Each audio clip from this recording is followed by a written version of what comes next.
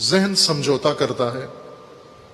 علامہ اقبال نے اسی جگہ ذہن اور دل کو علیحدہ علیحدہ ذکر کیا ہے. دل سمجھوتا نہیں کرتا، ذہن سمجھوتا کرتا ہے، صلح کرتا ہے، مصالحت کرتا ہے، مسالمت کر لیتا ہے ذہن انسان کا. اور ہم ایسے ہیں، ہم نے ذہنی طور پر ہر ناگوار چیز کے ساتھ سمجھوتا کیا ہوا ہے، ناگوار حالت کو قبول کیا ہوا ہے. اسی حالت کو جسے دل نہیں مانتا، جس کے ساتھ جی نہیں کرتا بات کرنے کو، اس کے ساتھ دوستی لگائی ہوئی ہے، اسے اپنا باس مانا ہوا ہے، اسے اپنا لیڈر مانا ہوا ہے، اسے اپنا رشتہ دار بنایا ہوا ہے. کتنے لوگ ہیں جن آپ نے رشتہ داریاں قائم کر لی ہیں، مثلا اس کو دل نہیں مانتا، زہر لگتا ہے آپ کو دل میں، لیکن اس کو ذہن نے اس کو آپ کا داماد بنا دیا ہے یا سسر بنا دیا ہے، جسے دیکھنے کو جی نہیں کرتا. اب یہ گھروں کے اندر نمونے موجود ہیں، ذہن اور دل کے یہ نمونے آپ کے گھروں کے اندر موجود ہیں.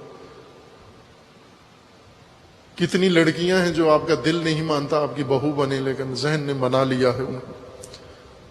کتنی سسرال ہیں جنہیں جی نہیں کرتا ایک آنکھ کوئی دیکھے، لیکن ذہن نے ان کو بھی قبول کروا لیا ہے. یہ جو سمجھاتے ہیں، تلقین کرتے ہیں، بتاتے ہیں، یہ ذہن کے لیے ہے، دل تو نہیں سمجھتا، دل تو نصیحت نہیں مانتا. ذہن مانتا ہے. دل کے اپنے معیارات ہیں، دل کے اپنے پیمانے ہیں، وہ باہر سے نہیں لیتا، اندر اپنے معیاروں پہ ہر چیز کو پرکھتا ہے، رد کرتا ہے تو بھی، قبول کرتا ہے تو بھی. ذہن باہر سے سنتا ہے سب کچھ. ذہن اڑوس پڑوس کی بات سنتا ہے، تلقین سنتا ہے، نصیحت سنتا ہے، دلیلیں مانتا ہے ذہن. لہٰذا ہم ذہنی طور پر بہت ساری چیزیں قبول کر لیتے ہیں. سید الشہداء علیہ الصلوۃ والسلام نے جب یہ مزاحمت شروع کی، یہ مبارزہ کا آغاز کیا، اس قیام کا اعلان کیا، تمام امت اسلامیہ تمام طبقات سمیت ذہنی طور پر اس صورتحال کو قبول کر چکے تھے، یزیدیت کو مان چکے تھے ذہنی طور پر. قلبی طور پر بہت ساروں نے نہیں مانا ہوا تھا، ناراحت تھے، دل نہیں مانتا تھا، جی نہیں مان رہا تھا یزید کو، ذہن نے مان لیا تھا. چارہ کیا ہے اور راستہ کیا ہے اور آپشن کیا ہے؟ یہ ذہن ہے جس کو آپشن نظر نہیں آتا. دل کے لیے ہمیشہ آپشن موجود ہوتا ہے. دل کبھی بند گلی میں نہیں پہنچتا، کبھی تاریخ میں، بشرطے کہ دل ہو.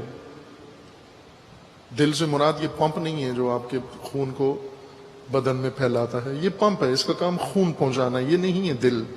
دل آپ کے روح ہے، دل آپ کا ضمیر ہے، دل آپ کا وجدان ہے.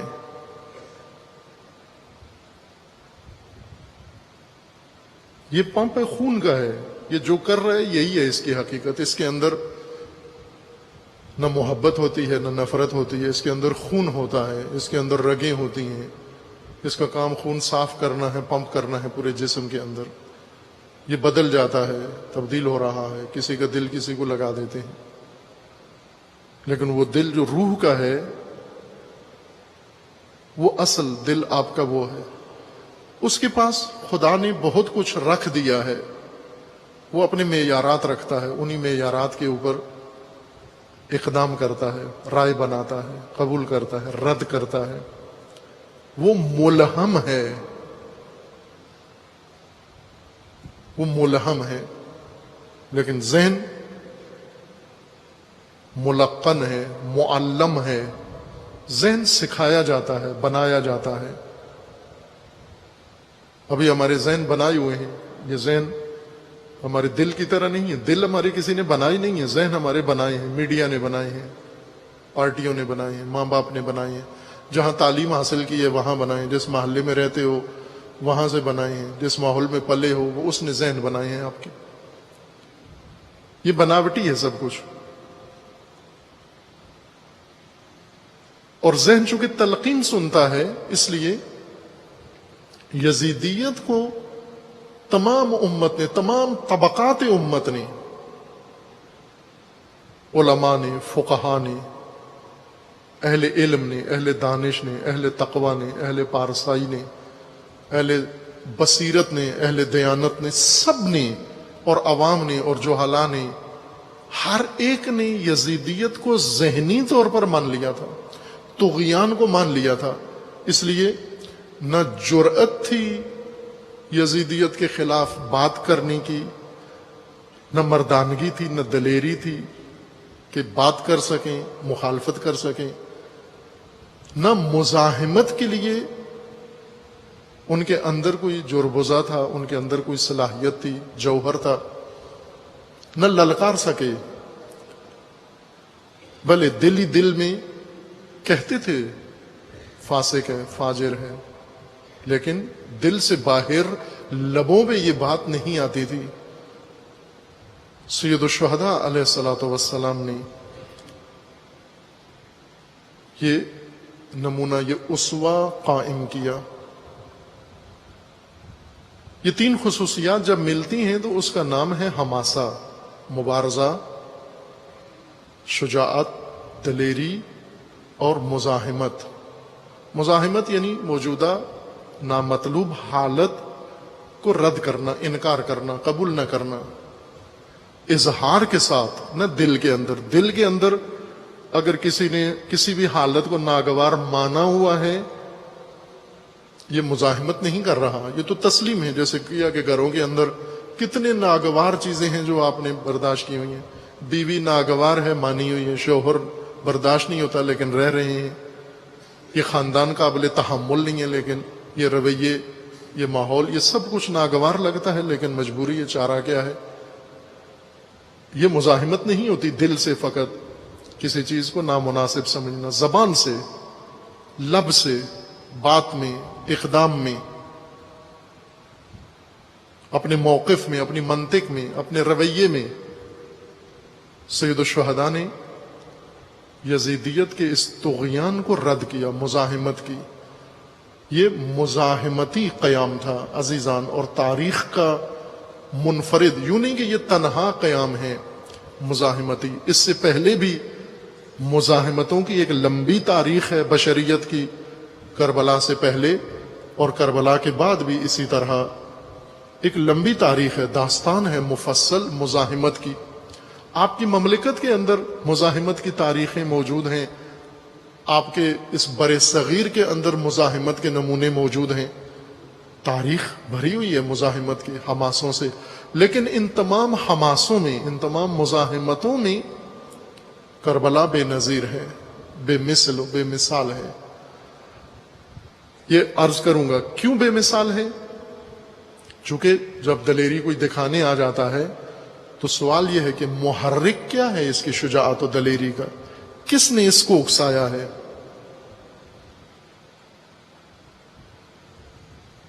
بسا اوقات حمیت اکساتی ہے، تعصب اکساتا ہے، قومیت اکساتی ہے، غیرت نفس اکساتی ہے، انسان کوئی حماسی، شجاعانہ، دلیرانہ اقدام کر دیتا ہے، لیکن کس نے کروایا، کس کی خاطر کیا؟ کربلا اس لیے بے نظیر ہے، بے مثال ہے کہ جب انسان اس حماسے کے پیچھے پس منظر میں، اس کے محرک میں اترتا ہے، وہ اصل دنیا ہے، وہ اصل معرکہ ہے، وہ اصل ماجرا ہے۔ اس دلیل سے آ جانا میدان کے اندر، اس محرک کے ذریعے سے قیام کرنا،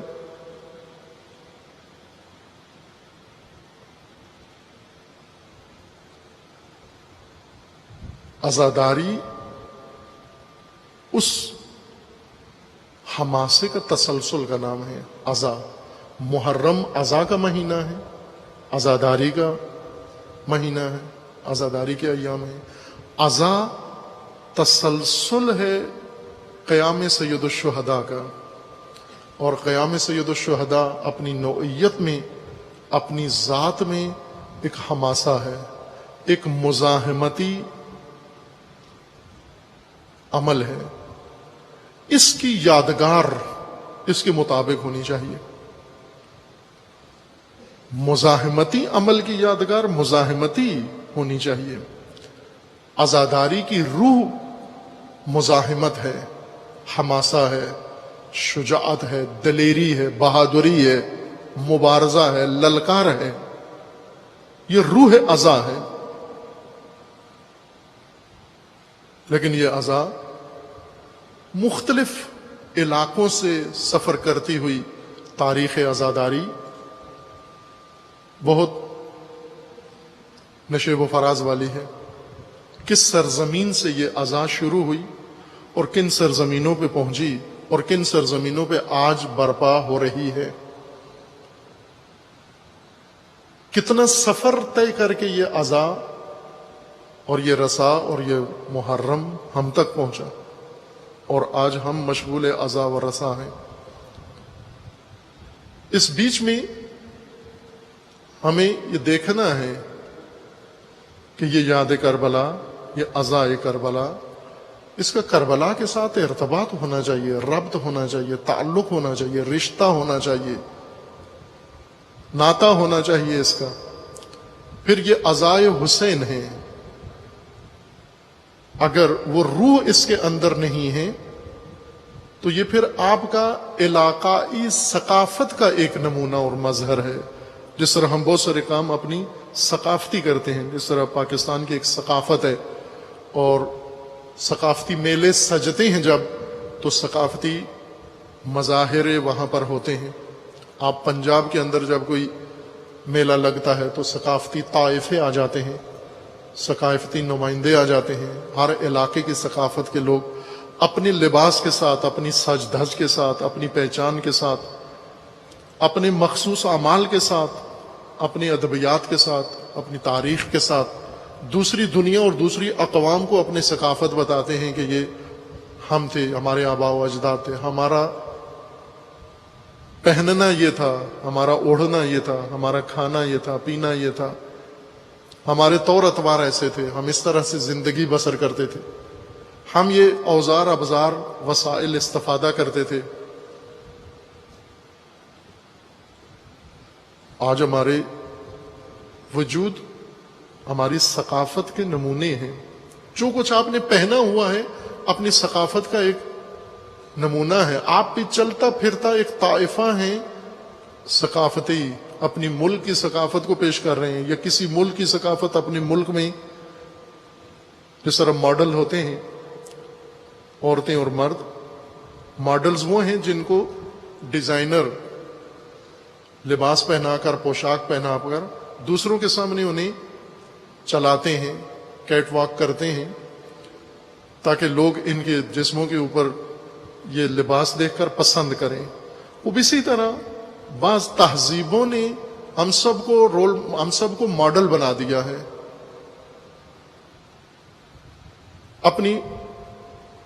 اپنا لباس ہمیں پہنا دیا ہے، اپنی سڑکوں پہ گھومو، اپنی تہذیب ہمیں دے دی ہے۔ وہ ماڈلز معاوضہ لیتے ہیں، بہت بھاری معاوضہ لیتے ہیں۔ ایک مرد یا ایک عورت جب آ کر کسی ڈیزائنر کے لباس کو لوگوں کے سامنے آ کر چند منٹ کے لیے پیش کرتے ہیں، چلتے ہیں، لاکھوں روپے معاوضہ لیتے ہیں، اور یہ ماڈلز مفت کے ماڈلز ہیں، جنہوں نے پوری مغربی تہذیب، شیطانی تہذیب اپنے ملک و قوم کے اندر متعارف مفت میں کروا دی۔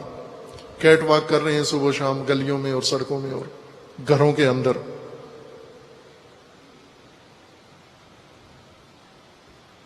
اگر روح نہ ہو عزا کے اندر، روح کربلا نہ ہو، روح عاشورہ نہ ہو، روح حسینی نہ ہو، یہ عزا کسی علاقے کا ایک ثقافتی جز بن جائے گا۔ چونکہ ثقافت کے اندر ہے کہ جب یہ جشن مناتے ہیں، کیسے خوشیاں کیسی ہوتی ہیں، غمیاں کیسے ہوتی ہیں، لوگوں کے ہاں اموات ہوتی ہیں، موت مرگ پہ کیا کرتے ہیں، قبرستان کیسے بناتے ہیں، اپنے مرحومین کی یاد کیسے مناتے ہیں، یہ ثقافت کا حصہ ہوتا ہے۔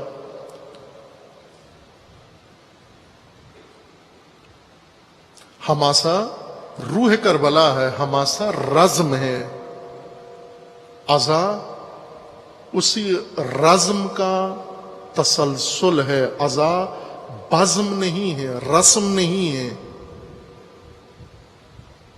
بزمی اعضا اور رسمی اعضا ثقافتی اعضا ہے، حسینی نہیں۔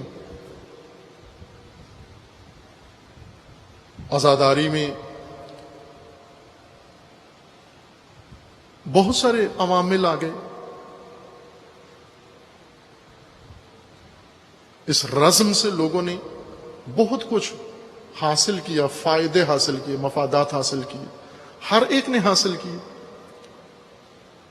تجارت پیشہ لوگوں نے سب سے زیادہ، تاجروں نے سب سے زیادہ عزاداری سے فائدہ اٹھایا۔ اس کو ثقافتی بنانا، اس کو علاقائی ثقافت میں بدلنا، اس میں تاجروں کا بڑا دخل ہے۔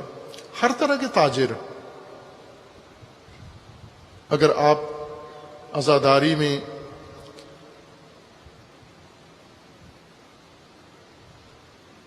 جو مالی حساب کتاب ہے، جو خرچ ہوتا ہے مختلف امور کے اوپر، اس کو اگر آپ محاسبہ کریں، اہل دانش ہیں، آپ پڑھے ہوئے ہیں یہ علوم،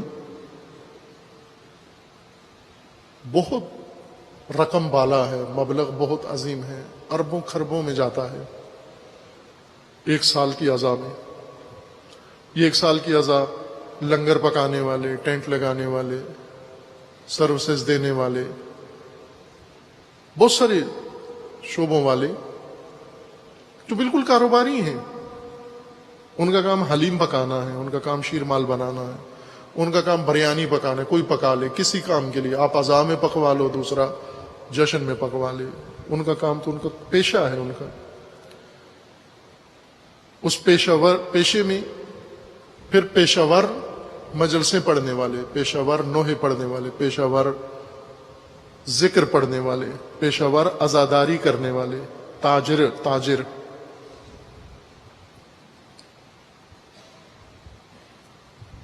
اس وجہ سے عزا آہستہ آہستہ رزمی حالت سے بزمی شکل میں تبدیل ہو گئی،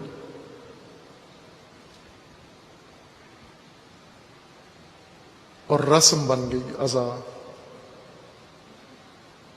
عزاداری مزاحمت ہے، وہ عزا، وہ مجلس، وہ سوگ، وہ مرثیہ، وہ رسا، وہ نوحہ، جس کے اندر یہ روح کربلا موجود ہو۔ جس طرح آپ خطبات سید الشہداء علیہ الصلوۃ والسلام سنیں، مدینہ سے لے کے عصر عاشور تک ایک ایک خطبہ پڑھیں، آپ عرض ہو رہے ہیں آپ کی خدمت میں چند سالوں سے، موضوع سخن یہی خطبات سید الشہداء علیہ الصلوۃ والسلام ہیں کہ امام نے کس خطبے کے ذریعے اس حماسہ کا آغاز کیا، اس مزاحمت کا آغاز کیا اور انکار کیا، للکارا۔ پھر اس کے بعد مرحلہ مکہ شروع ہوا، مکہ میں قیام اور اس کے اندر جو خطبات بیان فرمائے، اور پھر مکہ سے خروج کربلا تک۔ اس دوران ہر مناسبت پہ، ہر موقع کے اوپر خطبات بیان فرمائے، اور پھر کربلا کے 8 دن کے قیام کے اندر سید الشہداء علیہ السلام نے متعدد خطبات بیان فرمائے۔ ان خطبات کے ایک ایک جملے کو اگر آپ مشاہدہ کریں تو آپ کو حماسہ، مزاحمت، مقاومت، دلیری، بہادری، شجاعت ہر جملے سے ٹپکتی ہے۔ ہر جملہ فقط حماسی ہے، فقط مزاحمت ہے، اور عزا اس کی بقا ہے، اس کا تسلسل ہے۔ اگر عزا کے اندر یہ چیز نہ ہو شامل، مجلس میں یہ چیز نہ ہو شامل، نوحے میں یہ چیز شامل نہ ہو، سینہ زنی میں یہ چیز شامل نہ ہو، پھر یہ ایک ثقافتی عمل رہ جاتا ہے، یہ عزائے کربلا و عزائے حسین نہیں رہ جاتی۔ آپ کا ایک علاقائی طریقہ ہے جو آپ بجا لا رہے ہیں۔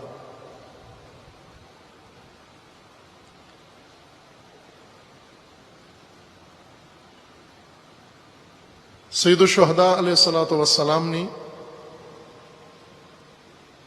قیام کیا، تمام بشریت کو راستہ بتایا، در کھولا۔ مصالحت پسند اور ذلت پسند افراد جن کے اذہان دل ذلت نہیں مانتا، دل کسی کا بھی ذلت قبول نہیں کرتا، ذہن قبول کرتا ہے، ذہن مفاد پرست ہے۔ علامہ اقبال کے فرمان کے مطابق کہ عقل مکار ہے، 100 بھیس بنا لیتی ہے۔ عقل مکار ہے، 100 بھیس بنا لیتی ہے، 100 دلیلیں گھڑ لیتی ہے، 100 جواز بنا لیتی ہے، 100 دلیلیں تراش لیتی ہے۔ ذلیل ترین حالت پر بھی عقل راضی ہو جاتی ہے، ذہن، عقل سے مراد ذہن، ذہن راضی ہو جاتا ہے، مان لیتا ہے۔ بہت ہی نافرمان ترین آدمی کو اگر کسی کے حوالے کر دو، کسی ماہر ناسے کے حوالے، نصیحت گر کے حوالے، وہ اس کو 2 منٹ میں رام کر کے اور وہی نامطلوبہ کام اسے کروا دیتا ہے۔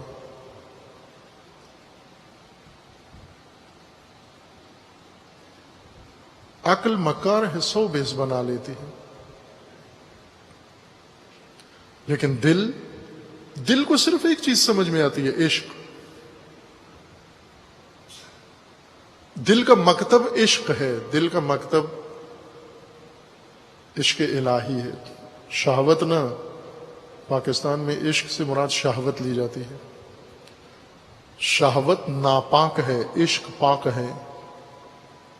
شہوت نامقدس ہے، شیطانی ہے، عشق الہی ہے۔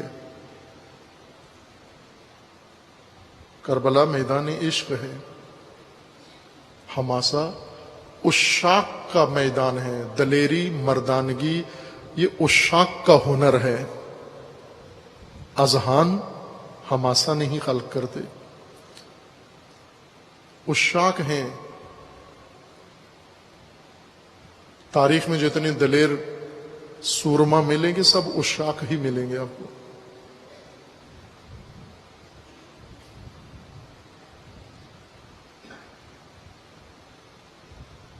عقل مکار ہے، 100 بھیس بنا لیتی ہے، عشق بیچارہ نہ ملا نہ فقی، اس کو کچھ سمجھ میں نہیں آتا، نہ مولا ہے نہ فقی ہے، نہ دلیل آتی ہے، نہ توجیہ کر سکتا ہے، نہ تعویل کر سکتا ہے، نہ بہانہ بنتا ہے اس سے کوئی بہانہ نہیں بنتا۔ وہ صرف آگ میں کودنا جانتا ہے،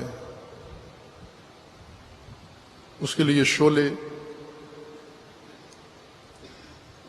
گوارا ہوتے ہیں۔ ذہن ہے ملا، وہ فقی بن جاتا ہے، راہیں نکال لیتا ہے۔ امام حسین علیہ الصلوۃ والسلام نے مدینہ سے کربلا تک ساری امت کو دعوت دی، تمام امت کو بلا استثناء، اہل مدینہ سب کو دعوت دی، اہل مکہ سب کو دعوت دی، مکہ میں آئے ہوئے حجاج سب کو دعوت دی، مکہ کی راہ میں جن سے ملاقاتیں ہوئیں ان سب کو دعوت دی، بصرہ و کوفہ کے رہنے والے اشراف کو دعوت دی، اطراف و اکناف کے معروف قبائل ان سب کو دعوت دی۔ اس ساری دعوت کا نتیجہ کیا نکلا؟ آخر میں کون آیا؟ کیوں نہیں آئے؟ چونکہ پڑھے لکھے تھے،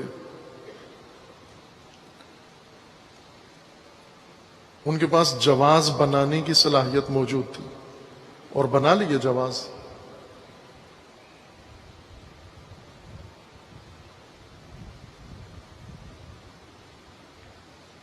ازا تسلسل کربلا ہے، کربلا حماسہ ہے، کربلا مزاحمت ہے، وہ بس دوسرا کوئی عنوان عاشورہ و کربلا کے ساتھ جچتا نہیں ہے، لیکن پیشہ وروں نے بنایا ہے، بزمی بنا لیا، رزمی بنا لیا، ثوابی بنا لیا، ہر نظریہ اس کے اندر لے کر آئے اور تلقین کر کے سنا کے سروں میں اور بے سروں نے ہر طرح سے تلقین پذیر لوگوں کو بہت جلدی قانع کر لیا۔ جس طرح سے امام حسین کا ساتھ دینے کے لیے لشکر، شمشیر بے کف لشکر جس نے شمشیریں تیز کی ہوئی تھی کہ امام حسین علیہ السلام آئیں گے اور ہم ان کے ساتھ مل کر ان کی رقاب میں، ان کی معیت میں، ان کی ہمراہی میں، ان کی امامت میں، ان کی سرپرستی میں، ان کی سالاری میں ہم یزیدیت کے خلاف قیام کریں گے. یہ لشکر انہی شمشیروں کو لے کر کربلا آ گیا. 18,000 یا 24,000 کا لشکر کربلا آ گیا امام حسین کو قتل کرنے کے لیے. یہ کس نے کیا؟ یہ ذہن نے کیا، یہ ملا نے کیا، یہ فقیہ نے کیا، یہ سیاستدان نے کیا کہ ایک لشکر جو حسین کے لیے کٹ مرنے کے لیے تیار ہے وہ حسین کو کاٹنے کے لیے تیار ہو گیا.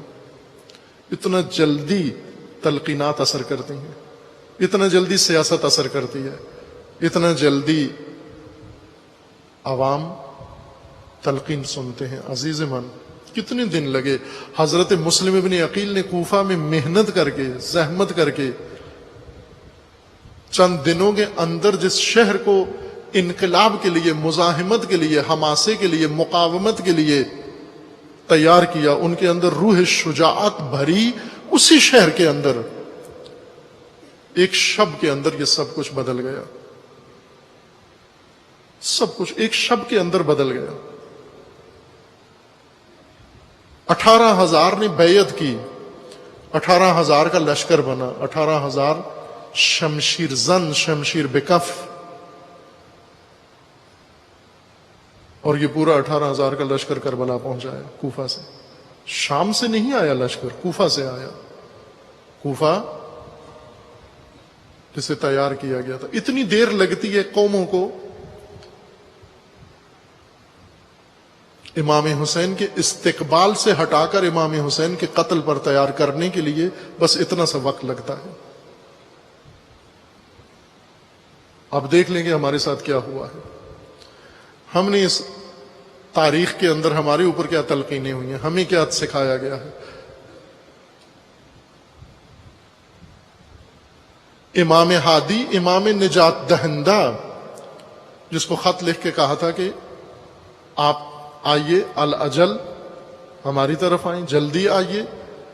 فَإِنَّهُ لَا امام لنا وعلینا، ہمارا کوئی امام نہیں ہے. امام کو خط لکھ کے کہہ رہے ہیں آپ آئیے کہ ہمارا کوئی امام نہیں ہے. امام نے نمائندہ بھیجا، سفیر بھیجا. اس سفیر نے جا کر ان لوگوں کو دلائل دیے، سمجھایا، سمجھ گئے، اور پھر ایک رات میں کایا ساری پلٹ گئی. تو اب تاریخ میں کیا ہوا ہوگا اگر ایک شب میں وہ سب امام حسین کے اکثر ماننے والے تھے، بلانے والے تھے، عقیدت رکھنے والے تھے. یہ عقیدت مند اتنا صفاق لشکر بن گئے. بس بن سکتا ہے، یہ عبرت ہے اور یہ بنایا گیا ہے. آج آپ عزاداروں کی حالت دیکھیں، سلسلہ عزا دیکھیں، عزا کے ممبروں کے اوپر بیٹھے ہوئے افراد دیکھیں، ان کی گفتگو سنیں، اور پھر حسین علیہ السلام کا قیام دیکھیں. پھر زیادہ افسوس ہوتا ہے، پھر اس کوفہ سے بھی زیادہ افسوس ہوتا ہے.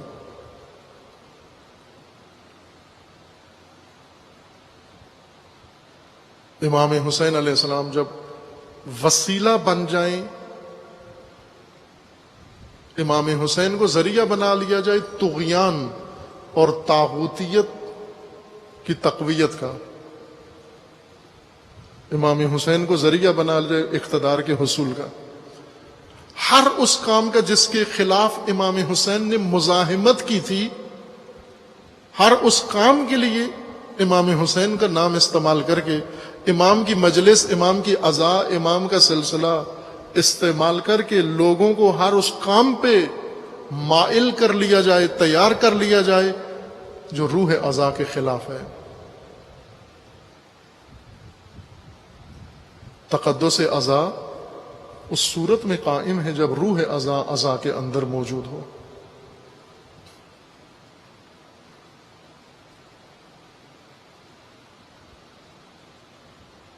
سید الشہداء علیہ الصلوۃ والسلام کے اس قیام مقدس میں چند مرحلے ہیں. پہلا مرحلہ مدینہ میں اعلان، قیام کا اعلان،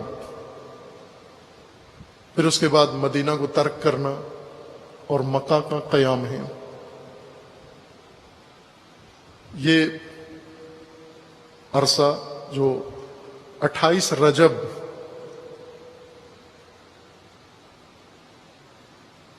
چودہ سو 28 رجب آج 1440 ہو گیا ہے، حساب لگائیں کتنا عرصہ گزرا۔ 60 ہجری 28 رجب کو یہ قیام شروع ہوا اور 10 محرم 61 ہجری کو امام شہید ہو گئے۔ رجب سے محرم تک 28 رجب آخر رجب ہے،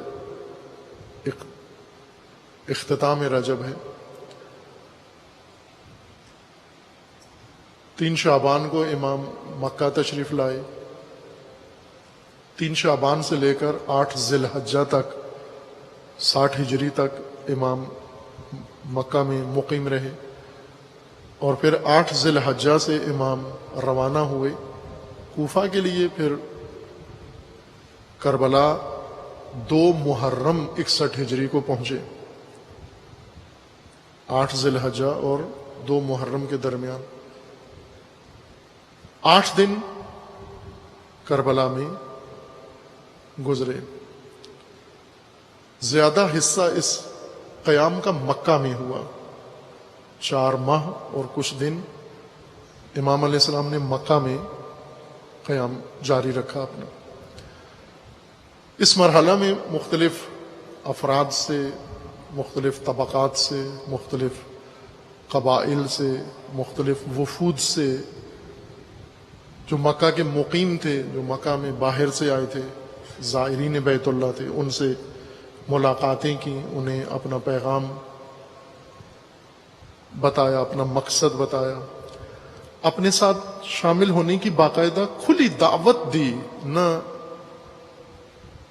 اس فضا کے اندر کہ جب امام کی جان بھی خطرے میں ہے، خاندان بھی خطرے میں ہے، اور حکومت کے مقابلے میں قیام کر چکے ہیں، انکار کر چکے ہیں ان کی بیعت کا، اور حکومت ان کے پیچھے ہے، اس فضا کے اندر امام نے مکہ میں تقیہ میں کہیں بھی بات نہیں کی، خفیہ بات کہیں بھی نہیں کی، کھل کے ملأ عام میں، سر عام حرم الہی میں ہر شخص کو جو بھی آیا، اور بعض کے بارے میں امام علیہ السلام کو معلوم تھا کہ یہ حکومت کا طرفدار ہے، یہ حکومت کا نمائندہ ہے، یہ یزید کا قابل اعتماد ہے، اس کے باوجود امام نے بغیر کسی خوف کے، خطر کے احساس کے کھل کے اپنا موقف بیان کیا۔ اس موقف میں 2 چیزیں امام نے بیان فرمائیں، یزید، اس کا فسق، فجور، فساد، ظلم، طغیان، حق تلفی، ناحق ہونا،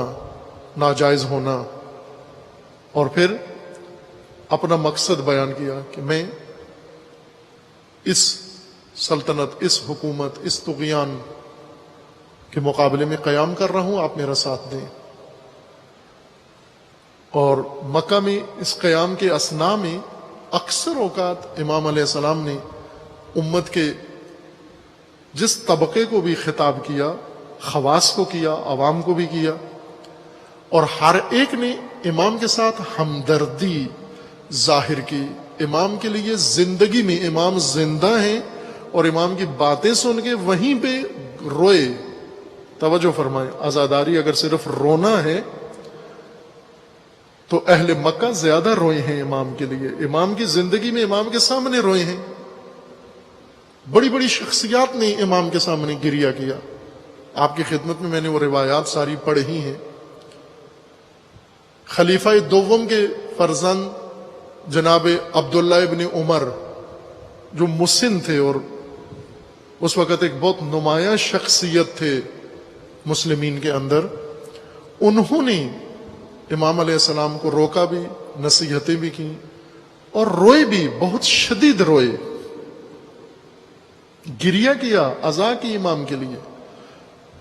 جناب عبداللہ ابن عباس، فقیہ نامدار صحابی، یہ بھی سید الشہداء کو روکا بھی اور روئے بھی۔ عبداللہ ابن زبیر، یہ 3 بہت نامی گرامی شخصیات تھیں، اور اس کے علاوہ بہت سارے اور قبائل کے مختلف افراد جو بھی آئے، امام علیہ السلام کے ساتھ آ کر ہمدردی کی، اور امام کی زندگی میں جو ہی سنا کہ امام قصد خروج رکھتے ہیں حکومت کے خلاف، یزید کے خلاف، اسی وقت رونا شروع کر دیا، گریہ انجام دیا، اور امام کو سمجھانے لگے، نصیحتیں کرنے لگے، امام کی نیت اور ارادہ بدلنے کے لیے جو کہہ سکتے تھے، نفسیاتی حربہ، احساساتی حربہ، تعلقات کا حربہ، ہر چیز انہوں نے استعمال کی۔ امام کے اپنے بھائیوں نے بہت کوشش کی، بنو ہاشم نے بہت کوشش کی امام کا ارادہ بدلنے کے لیے، اور آخر میں سب نے گریہ کیا، لیکن امام نے اس کے باوجود انہیں دعائے خیر دی، ہر ایک کو دعائے خیر دی، ان کے اخلاص و خلوص کی تصدیق کی، لیکن اپنا ارادہ تبدیل نہیں فرمایا اور انہیں دعوت دی۔ اس دعوت کے اختتام پر امام علیہ السلام نے 7 ذی الحجہ کو آخری خطبہ دیا، عمومی خطبہ تمام اہل مکہ کے سامنے، جو پہلے آپ کی خدمت میں پڑھا ہے، اور امام نے کھل کے فرما دیا کہ میں کل سے احرام کھول کے کوفہ کی طرف روانہ ہو رہا ہوں، جس نے ہمارے ساتھ آنا ہے، جس نے اللہ کی راہ میں شہادت پیش کرنی ہے، جو بھی خدا کی راہ میں سر کٹانے کے لیے تیار ہے، خون بہانے کے لیے تیار ہے، وہ ہمارے ساتھ آ جائے۔ اس کے بعد پھر کچھ افراد امام علیہ السلام کے پاس آئے، اور جنہوں نے آ کر امام علیہ السلام کو اپنا ارادہ بدلنے کے لیے، نظر ثانی کے لیے درخواست کی۔ ان میں سے یہ آج جو اس سلسلہ گفتگو کے لیے جو کلام سرنامہ سخن قرار دیا ہے، یہ گفتگو ہے جو اپنے برادر گرامی جناب محمد ابن حنفیہ، کہ یہ بھی اس وقت ایک بہت نمایاں شخصیت ہے، بڑی شخصیت ہے، معروف شخصیت ہے، امت کے اندر ایک مقام تھا ان کا، فقی عالم کی حیثیت سے تھے، اور خاندان امیر المومنین سے اور فرزند امیر المومنین تھے، سید الشہداء کے ساتھ بہت قرابت تھی۔ انہوں نے اس پورے سفر میں مدینہ سے مکہ تک، آخری روانگی کے وقت تک، وہ شخصیت جنہوں نے پوری کوشش کی سید الشہداء اپنا ارادہ بدل دیں، وہ ایک محمد ابن حنفیہ ہیں۔ یہ روایت ہے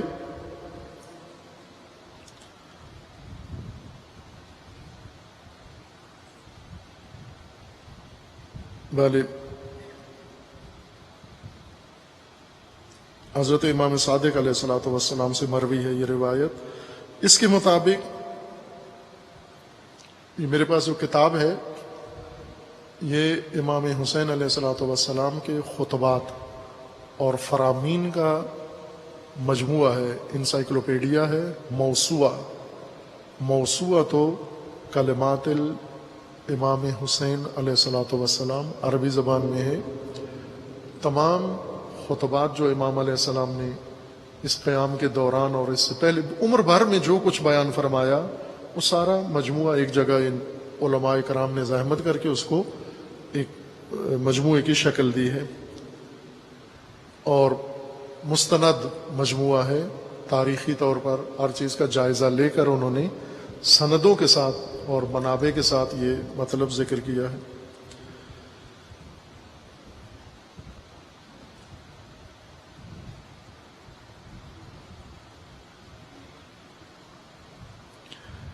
عن ابی عبداللہ علیہ السلام قال سار محمد بن الحنفیہ الی الحسین علیہ السلام فی اللیلۃ التي اراد الخروج فی صبیحتها عن مکہ۔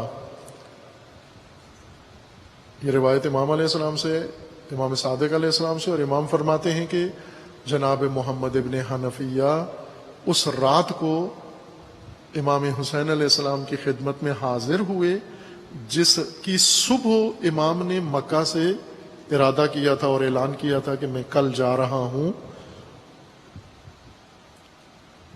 امام نے یوں فرمایا تھا کہ من کان بادلا فینا مہجتہ وموطنا علی لقاء اللہ نفسہ فلیرحل معنا فاننی راحل مصبحا انشاءاللہ تعالی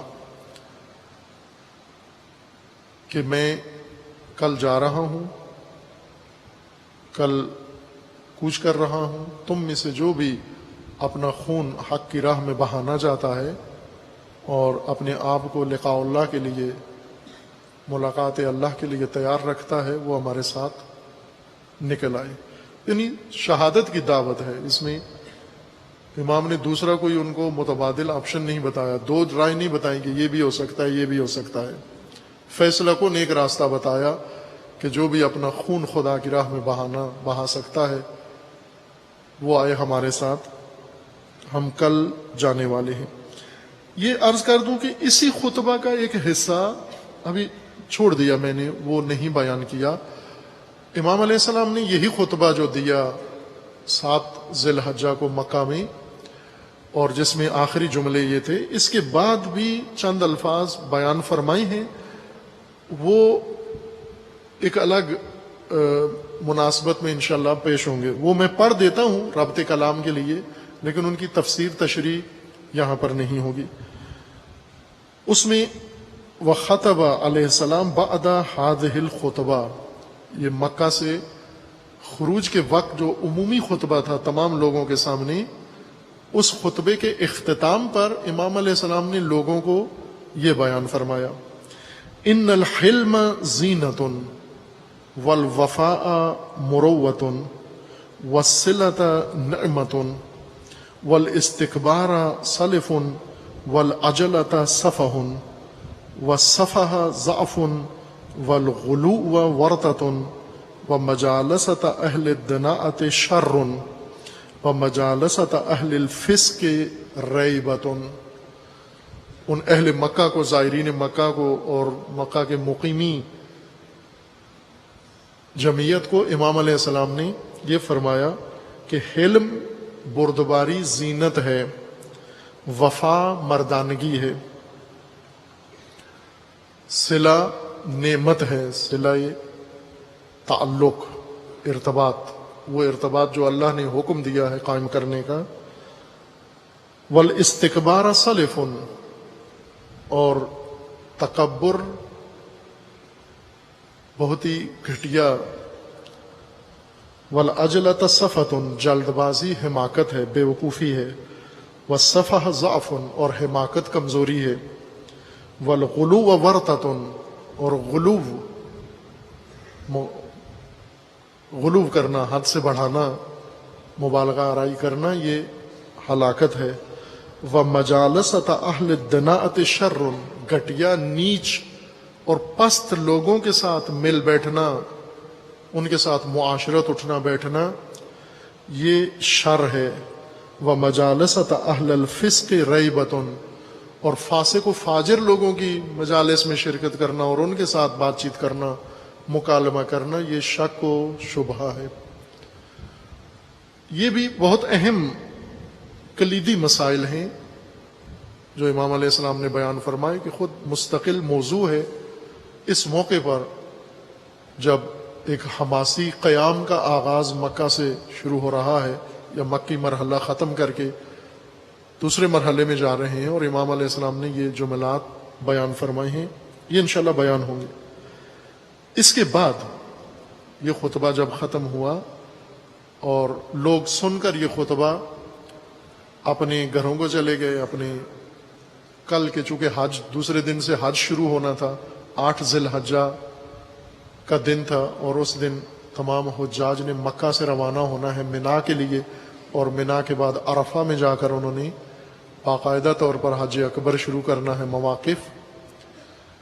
لوگ اپنی تیاریوں میں لگے ہوئے تھے، خطبہ سن لیا، امام نے اعلان کر دیا کہ کل میں خروج کر رہا ہوں، قیام کر رہا ہوں، سب نے سنا، اور سب سن کر اپنے اپنے گھروں میں اور اپنی اپنی جس نیت سے آئے تھے اسی کے اوپر ڈٹے ہوئے اور اپنے کاموں میں لگے رہے۔ کسی نے ارادہ بدلا نہیں کہ اب جب میں آیا تھا حج کرنے اور امام نے یہاں پر دعوت دی ہے قیام و خروج میں شمولیت کے لیے، تو میں اب حج امام کے ساتھ جاتا ہوں اور امام جو حکم دیتے ہیں وہ کروں، نہ، ایسا کسی نے بھی ارادہ تبدیل نہیں کیا۔ جو حج کے لیے ہے تو اس نے حج کیا، جو کاروبار کے لیے وہ تو کاروبار میں رہا، جو وہاں مقیم تھا مقیم رہا، جو مسافر بن کر آیا تھا وہ اپنے سفر کے مقاصد پورے کر کے واپس اپنے گھروں کے لیے، جو جیسے آیا تھا ویسا ہی تھا، امام کے خطبے کا کوئی اثر لیا نہیں، انہوں نے سن کے انسنا کر دیا۔ اس کے بعد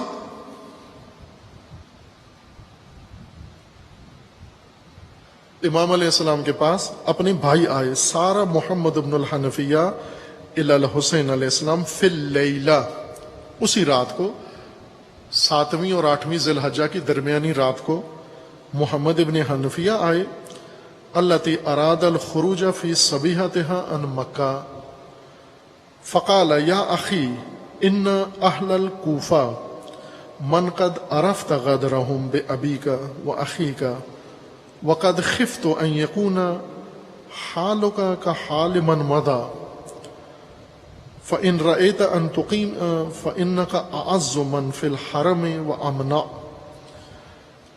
جناب محمد ابن حنفیہ جو اس سے پہلے کئی دفعہ امام علیہ السلام سے مل کے اور اسی کے مشابہ گفتگو، نصیحت، ہمدردی، خیرخواہی اپنی اظہار کر چکے تھے، اور ان کی پوری کوشش تھی کہ امام حسین علیہ السلام کے ارادے کو تبدیل کروائیں ہر دلیل سے۔ اب یہ گویا اب یہ آخری ملاقات نہیں ہے، جب امام روانہ ہوں گے کل 8 ذی الحجہ کو، پھر محمد ابن حنفیہ پھر آئیں گے امام کے پاس آخری دفعہ، پھر اس کے بعد ملاقات نہیں ہوئی۔ اور امام کے جناب محمد ابن حنفیہ کے علاوہ بھی بہت ساری شخصیات بنو ہاشم سے، امام کے خاندان سے بہت قریبی اور اعتمادی شخصیات، وہ بھی آ کر باری باری امام حسین علیہ السلام کو ارادہ بدلنے پہ اکسا رہے ہیں۔ یعنی ایک شدید دباؤ ہے، آج کی زبان میں یہ عرض کروں کہ شدید دباؤ ہے امام پر۔ مکہ کے اندر امام نے انہیں دعوت دی کہ آپ میرے ساتھ شامل ہوں، اور یہ سب ہمدرد تھے، خیرخواہ تھے، اور خیرخواہی کے جذبے سے، نیت سے امام پر شدید دباؤ ڈالا کہ آپ اپنا ارادہ آپ بدل دیں۔ آپ کا ارادہ انہیں مصلحت نہیں لگ رہا، امام کا ارادہ، اور وہ صراحت سے انہوں نے کہا بھی کہ ہمیں نہیں مناسب لگ رہا آپ کا جانا۔ امام فرما رہے ہیں کہ یہی آپ کو بھی میں دعوت دیتا ہوں کہ آپ میرے ساتھ آ جائیں، یہ کہہ رہے ہیں کہ ہمیں آپ کا جانا بھی صحیح مصلحت نظر نہیں آ رہی ہے اس کے اندر، لہٰذا آپ بھی رک جائیے۔ اب یہ بہت واضح فرق ہے، بہت واضح تفاوت ہے دو راہوں کے اندر، امام کے راستے میں اور ان بزرگان کے راستے میں اور ان خیرخواہوں کے سوچ میں اور راستے میں۔ جناب محمد ابن حنفیہ عرض کرتے ہیں، یا اخی، اے بھیا، ان اہل الکوفہ من قد عرفت غدرہم، اے بھیا آپ تو بہتر جانتے ہیں اہل کوفہ کی مکاری، اہل کوفہ کی غداری، اہل کوفہ کی بے وفائی، یہ تو آپ بہت بہتر جانتے ہیں۔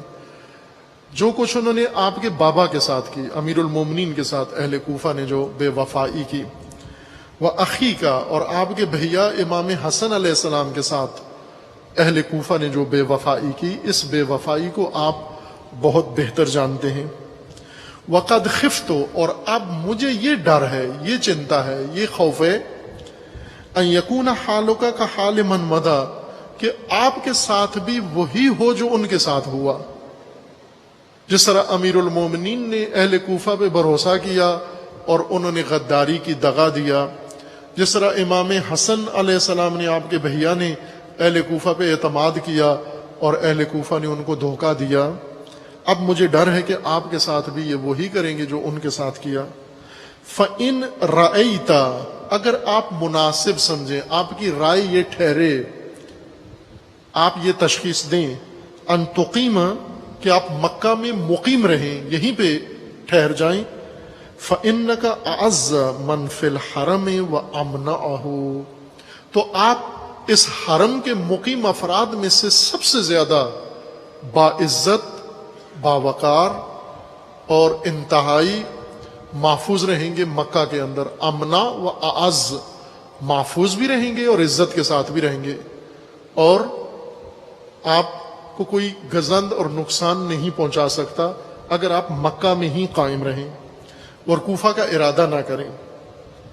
فقال علیہ السلام، امام حسین علیہ الصلوۃ والسلام نے اپنے بہیا کو جواب دیا اس شب کو، شب ہشتوں میں ذی الحجہ، یا اخی قد خفت ان یغتالنی یزید بن معاویہ، اے بھیا مجھے یہ ڈر ہے، آپ کو یہ ڈر ہے کہ میرے ساتھ اہل کوفہ دغا کریں گے، اور مجھے یہ ڈر ہے کہ مکہ میں یزید میرے ساتھ کیا کرے گا۔ یزید ابن معاویہ مکہ کے اندر میرے ساتھ دھوکہ کرے گا، نئے رنگ سے پیش آئے گا، فریب دے گا مجھے، اور یہیں پر مجھے شہید کرنے کے لیے، حرم کے اندر مجھے قتل کرنے کے لیے کوشش کرے گا۔ فَأَكُونَ الَّذِي، اس صورت میں جب یزید فریب کے ذریعے حرم کے اندر، مکہ کے اندر مجھے شہید کر دے، تو اس صورت میں فَأَكُونَ، تو میں وہ بن جاؤں گا، الَّذِي يُسْتَبَاحُ بِهِ حُرْمَةُ هَذَا الْبَيْتِ، تو میں وہ فرد بن جاؤں گا اس صورت میں جس کے ذریعے کعبہ کی حرمت کو مباح کر دیا گیا ہے، یعنی حرمت کعبہ جس کے ذریعے پائمال کر دی گئی ہے۔ اگر مجھے کعبہ میں، مکہ میں شہید کر دیں تو اکون، میں وہ فرد بن جاؤں گا پھر جس کے ذریعے سے، اور یہ اشارہ حدیث رسول اللہ صلی اللہ علیہ وآلہ وسلم کی جانب سے ہے، جس کو امام حسین علیہ السلام نے بیان کیا، اور میں عرض کروں گا آپ کی خدمت میں۔ امام رسول اللہ نے فرمایا، امام حسین علیہ السلام نے یہ روایت رسول اللہ سے بیان فرمائی، نقل فرمائی ہے کہ رسول اللہ نے فرمایا تھا کہ اسی حرم کے اندر، اسی مکہ کے اندر، اسی کعبہ کے اندر ایک کبش، ایک دمبا ذبح کیا جائے گا، اور اس کے ذریعے اس حرم کی حرمت کی بے حرمتی کی جائے گی۔ یہ رسول اللہ کی پیشن گوئی تھی، اس کعبہ کے اندر یہ کچھ ہوگا۔ امام نے اس حدیث کی طرف اشارہ فرمایا کہ میں نہیں بننا چاہتا وہ جس کی پیشن گوئی رسول اللہ نے فرمائی ہوئی تھی کہ وہ کبش اس کعبہ میں ذبح کیا جائے گا اور اس کے ذریعے سے کعبہ کی بے حرمتی ہوگی۔ فقال له ابن الحنفیہ، جناب محمد ابن حنفیہ جو بھائی ہیں امام حسین علیہ السلام کی، فرمایا فَإِنْ خِفْتَ ذَلِكَ فَسِرْ إِلَى الْيَمَنِ، اگر آپ کو یہ خوف ہے کہ مکہ میں یزید آپ کو دھوکے کے ساتھ قتل کر دے گا، تو پھر آپ کوفہ پھر بھی نہ جائیے۔ محمد ابن حنفیہ کسی صورت میں کوفہ کے حق میں نہیں تھے، اور یہ رائے صرف محمد ابن حنفیہ کی نہیں بلکہ اور بڑی بڑی تمام شخصیات کی یہی رائے تھی کہ امام حسین علیہ السلام کوفہ نہ جائیں، مکہ میں مقیم رہیں، اگر مکہ میں نہیں رہتے تو بھی کوفہ نہ جائیں بلکہ یمن چلے جائیے۔ فسر الی الیمن او بعد نواحی البر، یا اگر یمن بھی نہیں جاتے تو پھر اسی صحرا میں، یمن اور حجاز کے درمیان جو صحرائی علاقہ ہے اور بعض کوہستانی علاقہ ہے جس میں غاریں ہیں، ایک اور مکالمے میں جو دونوں بھائیوں کے درمیان ہوا اس میں ذرا کھول کے محمد ابن حنفیہ نے وضاحت کی اور نشاندہی بھی کی کہ یمن اور حجاز کے درمیان بہت ساری غاریں ہیں، اور آپ ان غاروں میں جا کر پناہ لے لیں، اور جس دن خبر آئی یزید کے مرنے کی، ایک دن تو اس نے مرنا ہے، جس دن اس نے مرنے کی خبر آ جائے اس دن آپ ان غاروں سے باہر آ جانا، اس وقت تک آپ اپنے آپ کو کسی گمنام جگہ پر پنہان کر لیں، مخفی کر لیں، چھپا لیں، تاکہ حکومت آپ تک نہ پہنچ سکے۔ او بعد نواحی البر فإنك امنع الناس به ولا يقدر عليك احد، اس صورت میں آپ محفوظ ہو جائیں گے اس صحرا میں، اور آپ پر کوئی بھی مسلط نہیں ہوگا، آپ کو کوئی نقصان نہیں پہنچا سکتا۔ فقال علیہ السلام، امام حسین علیہ السلام نے بھائی کو اس جملے کے بعد فرمایا انظر فیما قلت، دیکھتا ہوں جو کچھ آپ نے کہا ہے اس میں سوچتا ہوں، غور کرتا ہوں۔ انظر فیما قلت، اے بھیا جو کچھ آپ نے خیر خواہانہ مشورہ دیا، نصیحت کی، اس پر میں سوچتا ہوں۔ وَلَمَّا كَانَ السَّحَرُ، اور جو ہی سحر ہوئی، सहर हुई, फजर तुलू हुई। इरतहल अल हुसैन अलैहिस्सलाम, इमाम हुसैन अलैहिस्सलाम ने अपना कारवान सहर के वक्त 8 जिलहज्जा को तैयार करके कूच शुरू कर दी। इरतहला सहरी के वक्त, फजर के वक्त, तुलुए फजर के वक्त इमाम ने कारवान तश्कील दिया और मक्का छोड़ने के लिए सफर का आगाज कर दिया। फबलगा ज़ालिका इब्न अल हनफिया, भाई के कूच की खबर कि मक्का को छोड़ के जा रहे हैं, ये मोहम्मद इब्न हनफिया को पहुंच गई। मोहम्मद इब्न हनफिया रात को भाई की खिदमत में आए और आकर नसीहत करके अपना बयान पेश करके वापस अपनी क़यामगाह पे जाकर आराम किया। इमाम ने अपनी क़यामगाह पर, और इमाम ने आखिरी जुमला दोनों भाइयों में यह तय हुआ कि आपने जो कहा है वो मैं सोचता हूं। इससे मोहम्मद इब्न हनफिया मुतमईन हुए और जाकर आराम किया। लेकिन फजर के वक्त उन्हें खबर मिली कि इमाम हुसैन अलैहिस्सलाम मक्का छोड़ रहे हैं, कारवान कूच कर रहा है। फ़अता हो, जल्दी से मोहम्मद इब्न हनफिया इमाम हुसैन अलैहिस्सलाम के पास पहुंचे। फ़अख़ज़ा ज़मामा नाक़तिही अल्लती रकबहा, इमाम हुसैन अलैहिस्सलाम उस वक्त नाका पर, ऊँटनी पर सवार थे, और मोहम्मद इब्न हनफिया ने आकर उस ऊँटनी की मुहार थाम ली, ज़माम पकड़ ली और कहने लगे या अखी, फ़क़ाल लहू, और ये कहने लगे या अखी, भैया, अलम तइदनी अन नज़र फ़ीमा सअलतुका, आपने तो वादा किया था रात को कि मैंने जो कुछ कहा है, अर्ज किया है, आप उसमें गौर करेंगे, फिक्र करेंगे, नजर करेंगे, सोचेंगे, नजर सानी करेंगे। आपने तो रात को मेरे साथ वादा किया। और फिर वो उसका ये माना समझे कि ये नजर सानी करेंगे और रात को ये इरादा बदल देंगे। गोया उन्होंने बहुत अहम दलील दे दी है, वजह बयान कर दी है जो इमाम हुसैन अलैहिस्सलाम के इरादे को मुतज़लज़िल कर देगी और तब्दील कर देगी। ये तवक्को थी जनाब मोहम्मद इब्न हनफिया की। और आकर अब एक शिकवा के अंदाज में कहा कि भैया, रात को तो आपने वादा किया था कि मैं नजर सानी करूंगा, गौर करूंगा, सोचूंगा, और अब आप जा रहे हैं, क्या खुरूज कर रहे हैं। क़ाल अलैहिस्सलाम बला, इमाम हुसैन अलैहिस्सलाम ने फरमाया ऐसा ही है, मैंने तुझे कहा था, आपसे कहा था कि मैं सोचूंगा और अब मैं जा रहा हूं, ऐसा ही है। क़ाल फमा हदाका अलल खुरूज आजिला, तो बताइए क्या वजह है, क्यों इतनी जल्दी है मक्का छोड़ने में और कूफा जाने में, इतनी अजलत क्यों है, जल्दी क्यों है। सहर को ही उठ के रवाना हो रहे हैं आप, दिन तो चढ़ने देते, लोगों को बेदार होने देते, सबके सामने, सबके आंखों के सामने मलाए आम में जाते, या जो खैर खां हैं वो आते, आकर मजीद गुफ्तगू करते। इमाम अलैहिस्सलाम ने जवाब दिया, जब उन्होंने पूछा कि क्या वजह है इतनी जल्दी जाने की, फ़क़ाल अलैहिस्सलाम अतानी रसूलुल्लाह सल्लल्लाहु अलैहि वसल्लम बाद मा फ़ारक़तुका, ए भैया, जब आपसे बात हुई, आप चले गए, तो फिर उसके बाद मुझे, मेरे पास, मैं रसूलुल्लाह सल्लल्लाहु अलैहि वसल्लम की खिदमत में हाजिर हो गया।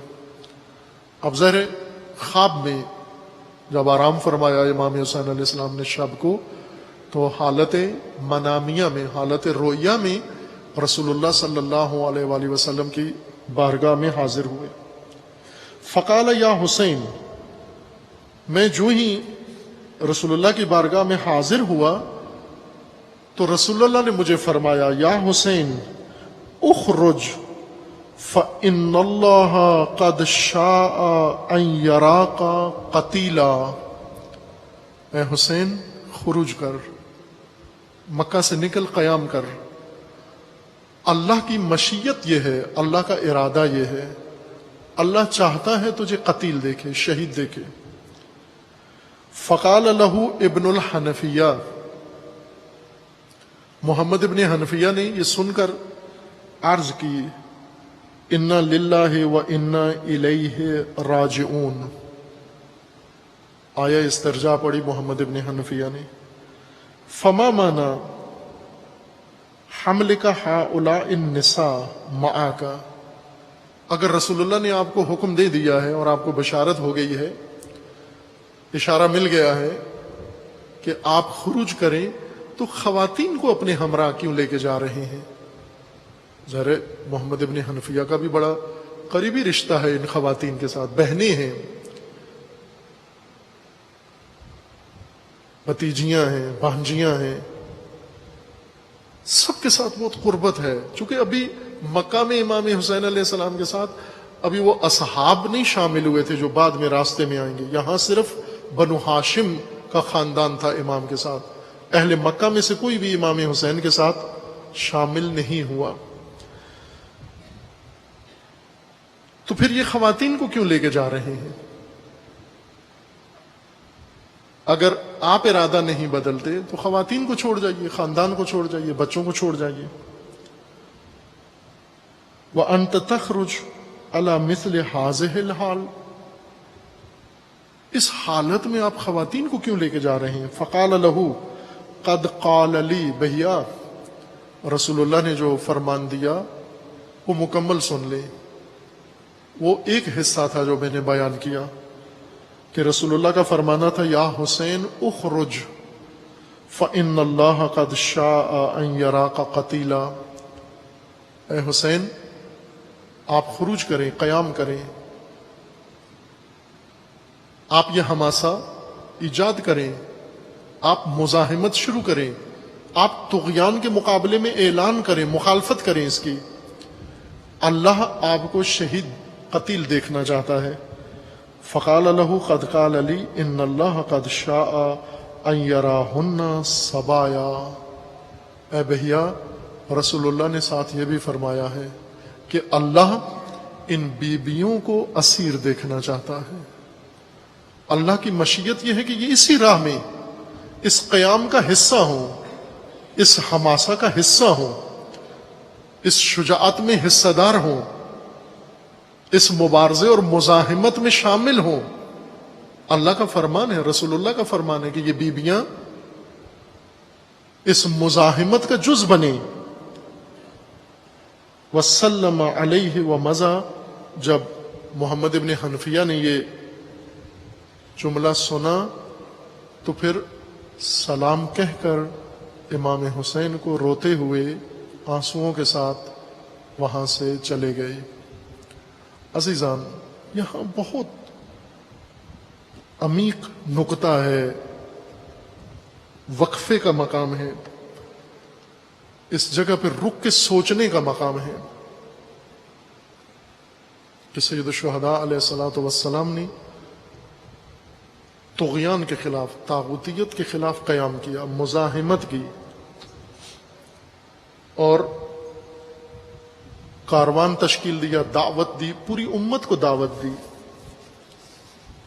امت نے وہ دعوت سنی، سن کے امام حسین کے ساتھ خیر خواہی اور ہمدردی کا اظہار کیا، آنسو بہائے، دکھ کے آنسو بہائے، غم کے آنسو بہائے۔ ہمدردی تھی اور واقعاً دل سے ہمدردی تھی، یہ کوئی ریاکاری نہیں تھی کہ دل سے امام حسین کو نہیں چاہتے تھے، چاہتے تھے، سب کے سب دل سے چاہتے تھے۔ خلیفہ دوم کے فرزند جناب عبداللہ ابن عمر، ان کے الفاظ بہت احساساتی اور جذباتی ہیں۔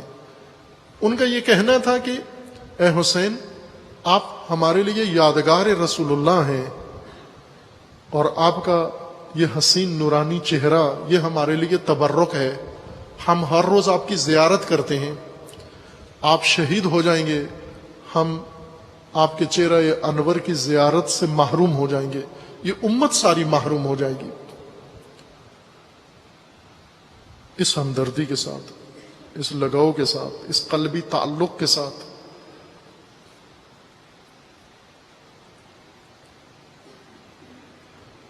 امام کے لیے ہمدردی تھی،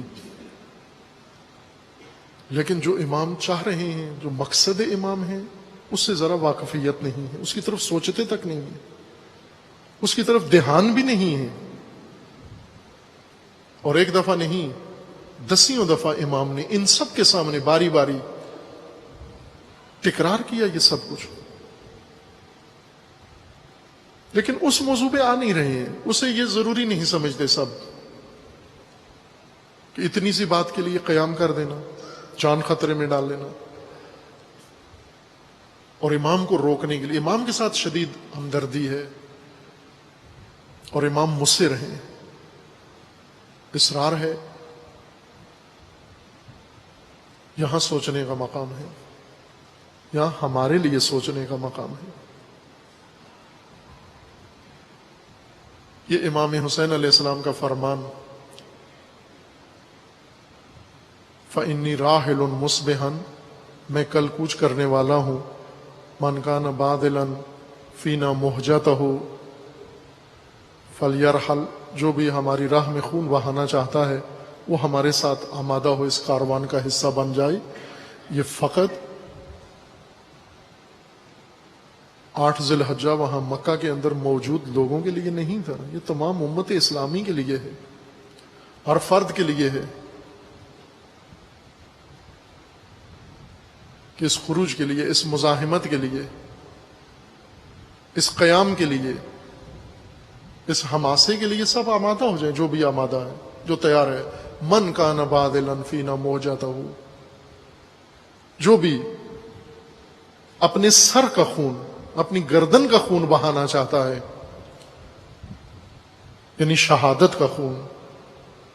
ابھی حسین علیہ السلام کے نام پر کتنا خون بہایا جاتا ہے، یہ خون حسین علیہ السلام نے طلب نہیں کیا، شہادت کا خون طلب کیا. من کان باذلا فینا موجتہ. اب ہم نکلتے ہیں، نام حسین پر نکلتے ہیں، عزا کے لیے نکلتے ہیں، حسین علیہ السلام کے نام پر نکلتے ہیں، عزاداری کے لیے. لیکن آیا حسین ہماری اس ہمدردی کو، جو ہم ہمدردی کے طور پہ روتے ہیں، گریا کرتے ہیں، بقا کرتے ہیں، سینہ کو بھی کرتے ہیں، حسین کو یہ معیت چاہیے تھی ہماری، ہمدردی کر کے رو کے پھر حسین کو وداع کر کے اللہ حافظ کر کے روکیں، حد درجہ روکیں، امام حسین کا ارادہ بدلیں. اپنے ارادوں کو نہ چھیڑنا، اپنے ارادوں پہ نظر ثانی نہ کرنا، اپنی ذہنیت پہ غور نہ کرنا، اپنی راہیں جو چن لی ہیں ان پہ نظر ثانی نہ کرنا، ان کے بارے میں کچھ نہ کہنا. امام حسین کی رائے کو بدلنے کے لیے جو حربہ استعمال کر سکتے ہیں وہ استعمال کریں، اور اگر نہیں ٹلتے تو ان کے ساتھ ہمدردی کریں، ان کے لیے گریہ کریں، اور گریہ کر کے اپنے گھر چلے جائیں، گریہ کر کے اپنی معمول کی زندگی میں چلے جائیں، گریہ کر کے رو کے اپنے اوقات میں چلے جائیں. جبکہ امام حسین علیہ السلام یہ نہیں مانگ رہے، نہ یہ خون مانگ رہے ہیں جس طرح ہم بہاتے ہیں، نہ یہ گریہ مانگ رہے ہیں جس طرح ہم کر رہے ہیں. امام حسین علیہ السلام ارتحال مانگتے ہیں، کوچ مانگتے ہیں، خروج مانگتے ہیں، معیت مانگتے ہیں، مزاحمت مانگتے ہیں.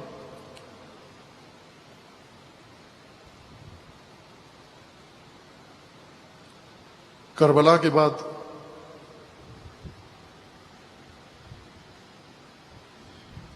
آج تک صدیاں گزر گئیں، اور صدیوں سے امام کے ساتھ ہمدردی اور خیرخواہی ہے، اور صدیوں میں امت نے اپنا راستہ نہیں بدلا. جس طرح امام حسین کے زمانے میں امام حسین سے ہمدردی تھی لیکن ہمراہی نہیں تھی، صدیوں سے 1300 سال بعد، 1400 سال بعد آج وراثت میں ہم نے وہی لیا ہے. ہمیں بہت شدید ہمدردی ہے امام حسین سے، لیکن ایک فرد بھی ہے، کوئی شخصیت، کوئی گروہ، کوئی سلسلہ جس کا تعلق بھی ہے امام حسین سے، ایک دفعہ حسین کی بات سن کے اپنی ذہنیت پہ نظر ثانی کرے، خطبہ حسین سن کے اپنی ڈگر کو بدل دے.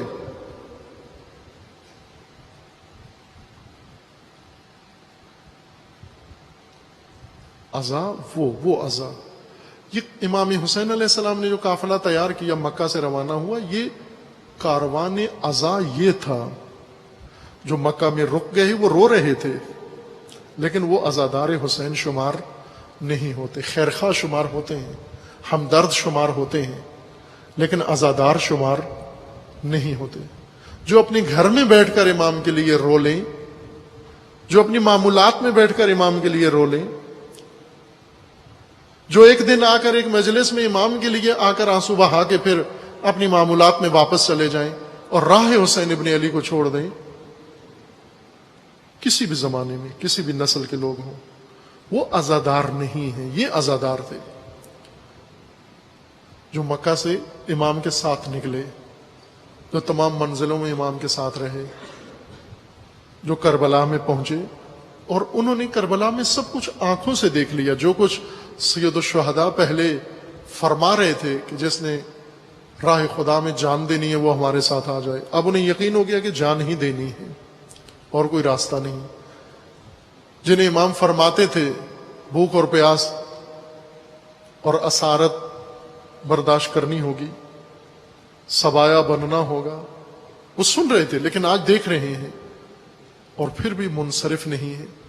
توجہ فرمائیں، یہ وہ دستہ تھا مکہ میں اور مدینہ میں جنہیں امام دعوت دے رہے ہیں کہ میرے ساتھ آؤ، اور یہ رو رہے ہیں لیکن آتے نہیں ہیں۔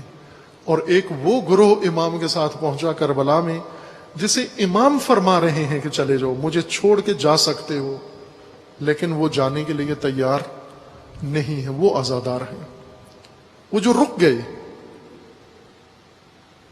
جو کربلا میں ہی رہ گئے،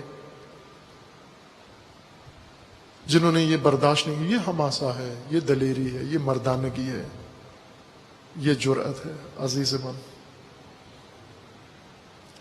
اور یہ پہلی دفعہ نہیں کہ حسین علیہ السلام مدینہ میں اور مکہ میں فقط اپنا خاندان لے کر راہ خدا میں قیام کر رہے ہیں، دشمنان خدا کے خلاف، طغیان کے خلاف، طاغوتیت کے خلاف، قرآن کی حرمت کے لیے، کعبہ کی حرمت کے لیے، بلکہ اس سے پہلے ہی یہ ماجرا شروع ہو گیا تھا جب حسین علیہ السلام بہت کم سن تھے، جب رسول اللہ صلی اللہ علیہ وآلہ وسلم کی رحلت ہوئی، اس دنیا سے رخصت ہوئے، وہیں سے یہ تنہائی وہیں سے آغاز ہو گئی۔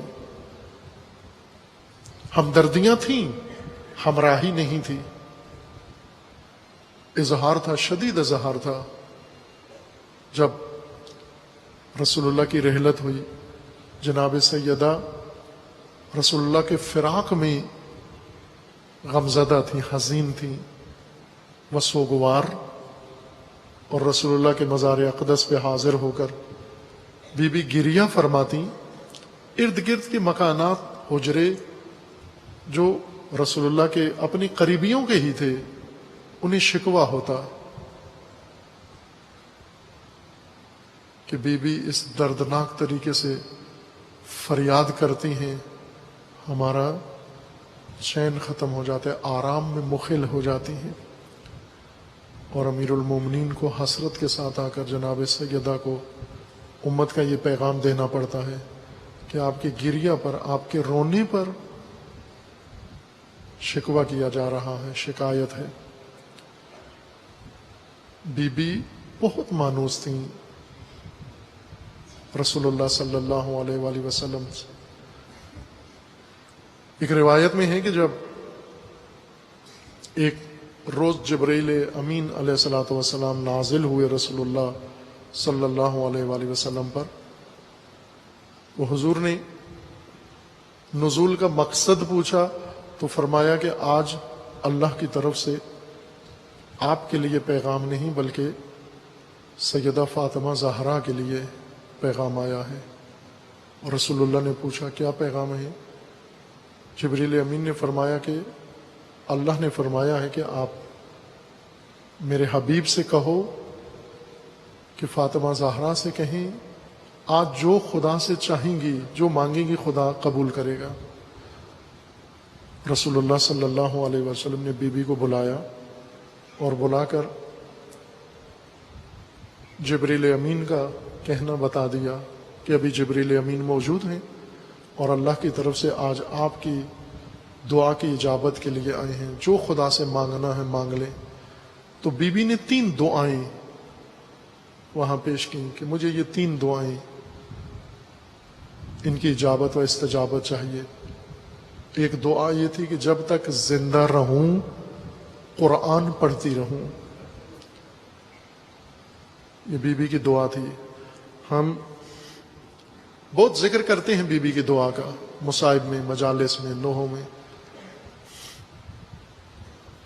کہ بیوی کی کیا دعا تھی. ہم اپنے آپ کو سمجھتے ہیں کہ ہم لوگ ہیں بیوی کی دعا.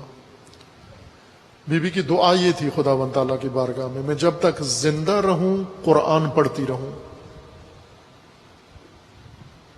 میں جب تک زندہ رہوں رسول اللہ صلی اللہ علیہ وآلہ وسلم کے چہرہ انور کی زیارت کرتی رہوں. بہت حسرت تھی بیوی کو. اور تیسری دعا کہ میں جب تک زندہ رہوں انفاق کروں، میرے در سے کوئی سائل پہ جواب نہ جا سکے. اللہ کی طرف سے فرمان آیا زہرا کو کہہ دیجئے آپ کی دعا قبول ہو گئی. اور ایسا ہی ہوا. بی بی لحظہ شہادت تک قرآن کی تلاوت فرماتی رہی. جب امت نے ناروا رویہ اختیار کیا مسلسل تلاوت قرآن میں مصروف رہیں. زندگی کے آخری لمحے تک. لیکن زندگی کے آخری لمحے تک رسول اللہ کی زیارت کیسے کرتی رہیں؟ چونکہ رسول اللہ تو پہلے اس دنیا سے رحلت فرما گئے. آخری چہرہ جو رسول اللہ نے دنیا سے رخصت ہوتے ہوئے دیکھا وہ جناب سیدہ کا تھا. تمام سنی شیعہ روایات کے اندر متفقہ روایت ہے کہ آخری رسول اللہ کا دیدار بی بی کے چہرے کا ہوا اور اسی حالت میں اس دنیا سے رخصت ہوئے.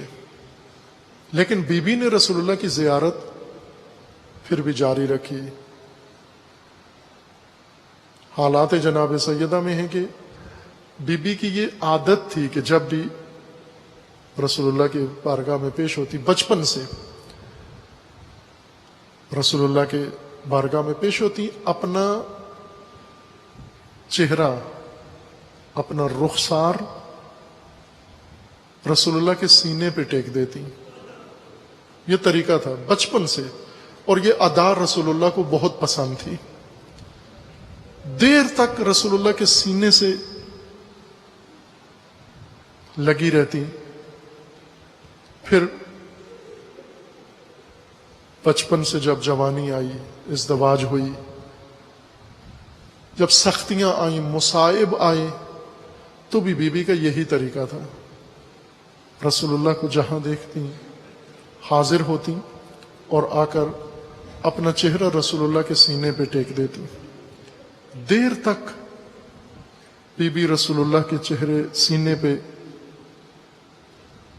چہرہ رکھ کے اور رسول اللہ بی بی کے سر پہ ہاتھ پھیرتے اور ساتھ نصیحتیں فرماتے، دعا دیتے، رہنمائی فرماتے.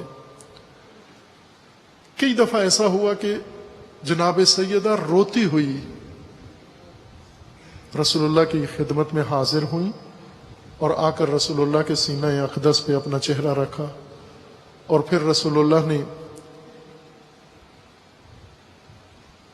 سر پہ ہاتھ پھیرا، چند جملے فرمائے اور مسکراتی ہوئی رسول اللہ کے سینے سے جدا ہو کر واپس اپنے معمولات میں واپس چلی جاتی.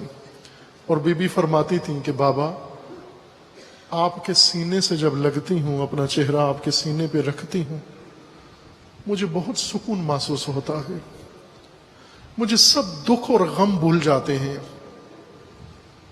اور یہی وطیرہ بی بی کا رسول اللہ کی رحلت کے بعد بھی تھا. لیکن فرق یہ تھا اب سینے کی جگہ پر قبر تھی. بی بی جب حاضر ہوتی رسول اللہ کی قبر اطہر پر حاضر ہوتی، اسی طرح اپنا چہرہ قبر اطہر پہ لگا کر، لیکن پہلے رسول اللہ سر پہ ہاتھ پھیرتے، کچھ نصیحتیں فرماتے اور بی بی سنتی رہتی. اب لپٹ جاتی قبر رسول پر لپٹ کر.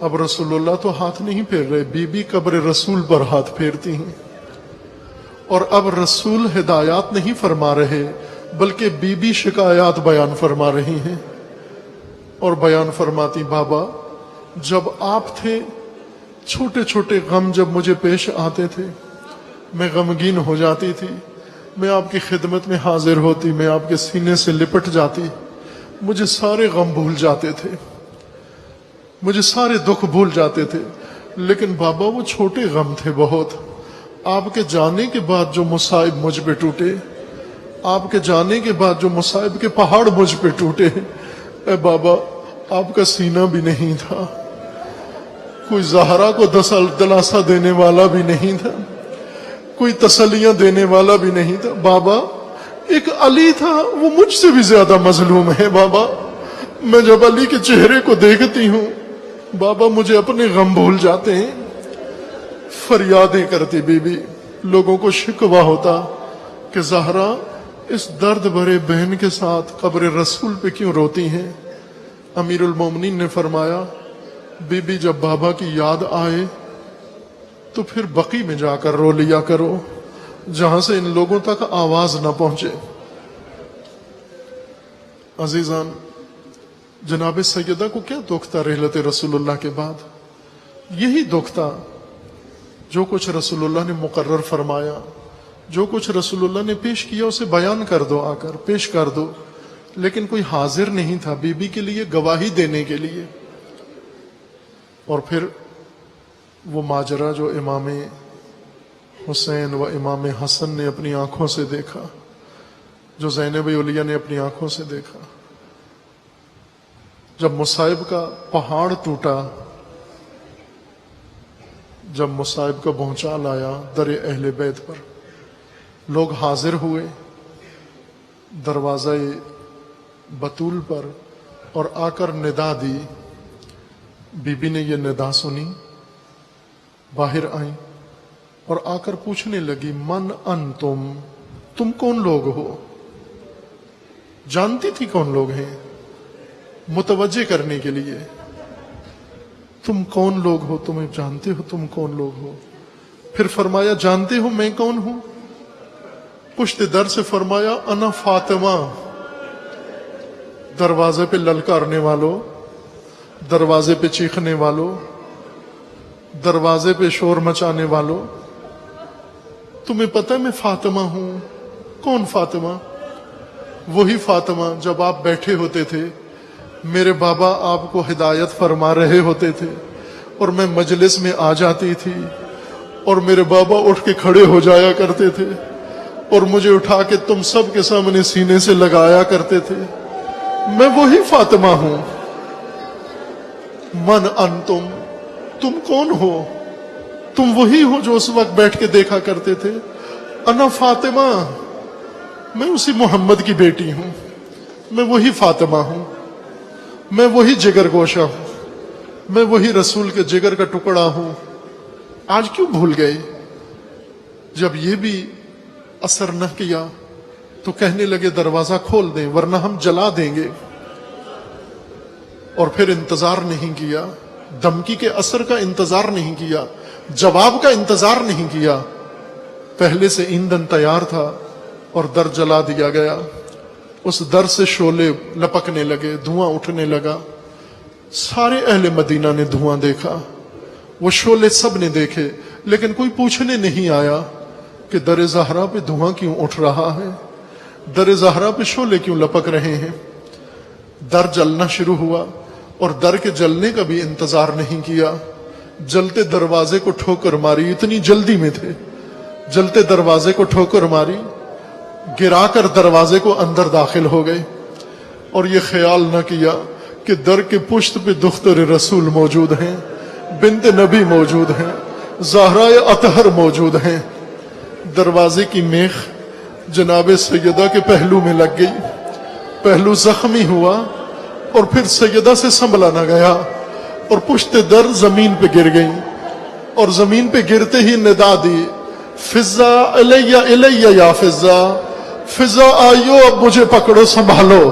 جب فضا قریب آتی ہیں تو اس سے پہلے کہ بی بی اپنا درد بتائیں فضا کو فرماتی ہیں فضا ذرا کان اپنا میرے لبوں کے قریب لے آؤ، جب فضا کان قریب لے جاتی ہیں تو آہستہ سے فرماتی ہیں فضا علی کو نہ بتانا زہرا زخمی ہو گئی ہے، علی کو معلوم نہ ہونے پائے۔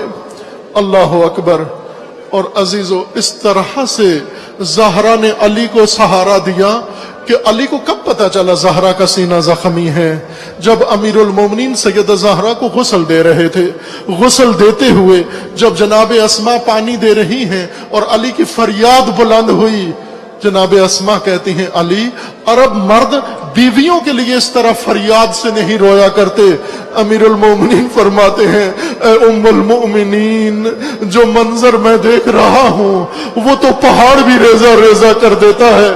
جب اسماء پوچھتی ہیں کیا ہوا، امیر المومنین فرماتے ہیں زہرا اطہر کا پہلو زخمی ہے، لیکن کبھی مجھے بتایا نہیں علی میرا پہلو زخمی ہے۔ اندر چلے گئے، امیر المومنین کو جا کر پکڑا، لے کر باہر آ گئے، لیکن ایسی حالت میں لے کر آئے جو جناب سیدہ سے زخمی حالت میں بھی برداشت نہ ہو سکی۔ عزیزو یہ بہت مشکل ہے تصور کرنا بھی، کس طرح امیر المومنین کو لے کر آئے۔ یقین جانے جنہوں نے علی کی بیٹی کو اسیر کر کے رسیوں میں باندھ کے شام تک لے گئے، اس سے زیادہ دشوار حالت میں علی کو لے کر گئے۔ بعض راویوں نے لکھا ہے کہ نام بھی لکھے ہیں کس کا ہاتھ علی کے کس حصے پر تھا۔ ایک کا ہاتھ علی کی زلفوں پہ تھا، ایک کا ہاتھ علی کے گریبان پہ تھا، کسی کا ہاتھ علی کے بازو پہ تھا، کسی کا ہاتھ علی کی پشت پہ تھا، اور اس طرح علی کو لے کر جا رہے ہیں۔ جب جناب سیدہ جو زخمی پہلو کے ساتھ گھر کے صحن کے اندر لیٹی ہیں، جب زہرا کے قریب سے علی کو گزارا گیا تو اپنا ہاتھ جو زخمی پہلو پہ رکھا تھا اٹھا کر علی کے دامن پہ ڈال دیا اور فرمانے لگی خبردار ابھی علی تنہا نہیں ہے، اگر امت چھوڑ گئی ہے تو زہرا تو موجود ہے، میں علی کو اس حالت میں جانے نہیں دوں گی۔ یہ شخص جس نے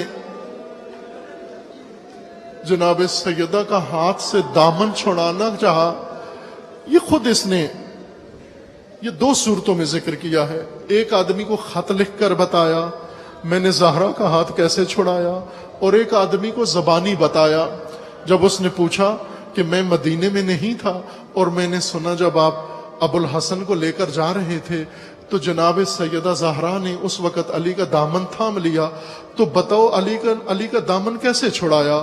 وہ کہنے لگا جب میں نے دیکھا کہ جناب سیدہ نے علی کا دامن تھام لیا ہے تو میں نے علی کو اپنی طرف کھینچا، اس زور سے کھینچا، جھٹکا دے کے کھینچا، اور اس نیت کے ساتھ کہ سیدہ کا ہاتھ چھوٹ جائے گا، لیکن ہاتھ اتنا مضبوط تھا، سیدہ کا گرفت اتنی مضبوط تھی کہ جب میں نے علی کو چند قدم اپنی طرف کھینچا تو سیدہ زمین پہ گھسیٹتی چلی آئیں، کھنچتی چلی آئیں، لیکن ہاتھ نہیں چھوٹا۔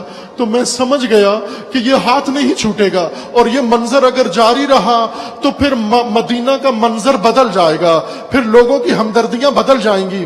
تو کہا پھر کیا کیا؟ کہنے لگا پھر اس کے بعد میں نے دائیں دیکھا اور بائیں دیکھا، میرے قریب کنفذ کھڑا ہوا تھا، کنفذ کے کمربند میں تازیانہ تھا، میں نے تازیانہ نکالا اور ہوا میں لہرا کر اس دور سے نبی کی بیٹی کے ہاتھ پہ مارا کہ تازیانے کا لگنا تھا، ہاتھ چھوٹ گیا اور ایک نیلا زخم دستے مبارک زہرا پہ پڑ گیا، اور فضا میں لہرا کر وہ زخمی ہاتھ نیلے زخم والا تو فرمانے لگی علی اللہ کے حوالے، علی اللہ کے حوالے۔ بعض راویوں نے لکھا ہے کہ جب علی کو لے کر تھوڑی دور گئے تو زہرا قبلہ رخ ہو کر بیٹھ گئی اور دو زانو ہو گئی اور اپنے سر کے بال کھول لیے اور پھر ہاتھ اٹھانے لگے، تو اس وقت سلمان نے جا کر علی کو بتا دیا علی غضب ہو رہا ہے۔ زہرا نے یہ حالت بنا لی اور اپنے ہاتھ آسمان کو اٹھا لیے۔ علی نے فرمایا سلمان جلدی جا کر زہرا سے کہو زہرا ہاتھ نیچے لے آؤ، اگر یہ دعا کے لفظ نکل گئے مدینہ پہ عذاب نازل ہو جائے گا۔ اللہ علی الظالمین۔ فسيعلم الذين ظلموا أي منقلب ينقلبون. ماتم حسین، ماتم حسین.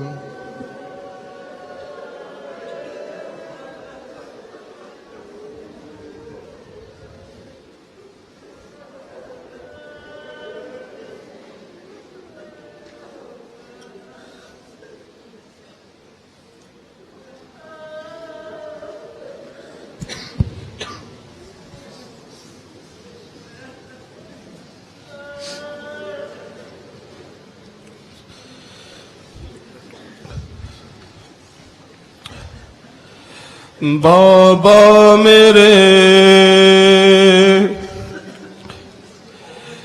گھر پہ تیرے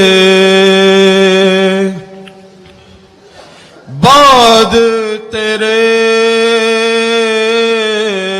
ظلم و ستم ہم پہ ہوئے، سہتے رہے.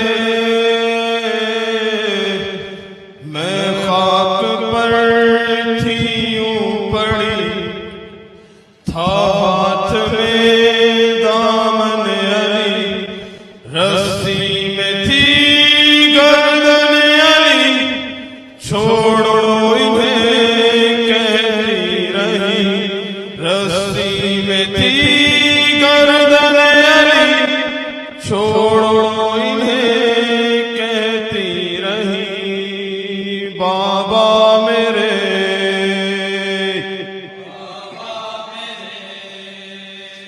گھر پہ تیرے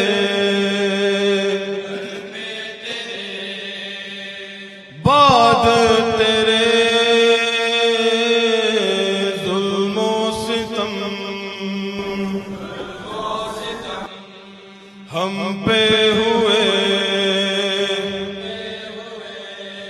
سہتے رہے. میں خاک پر تھی یوں پڑی، تھا ہاتھ میں دامن علی، رسی میں تھی گردن علی، چھوڑو انہیں کہتی رہی، رسی میں تھی گردن علی، چھوڑو کہتی رہی. آتی ہے زہرا کی صدا، بابا بابا میرے، اے بابا بابا میرے، اے بابا بابا میرے. آتی ہے زہرا کی صدا، بابا بابا میرے، اے بابا بابا میرے، اے بابا بابا میرے.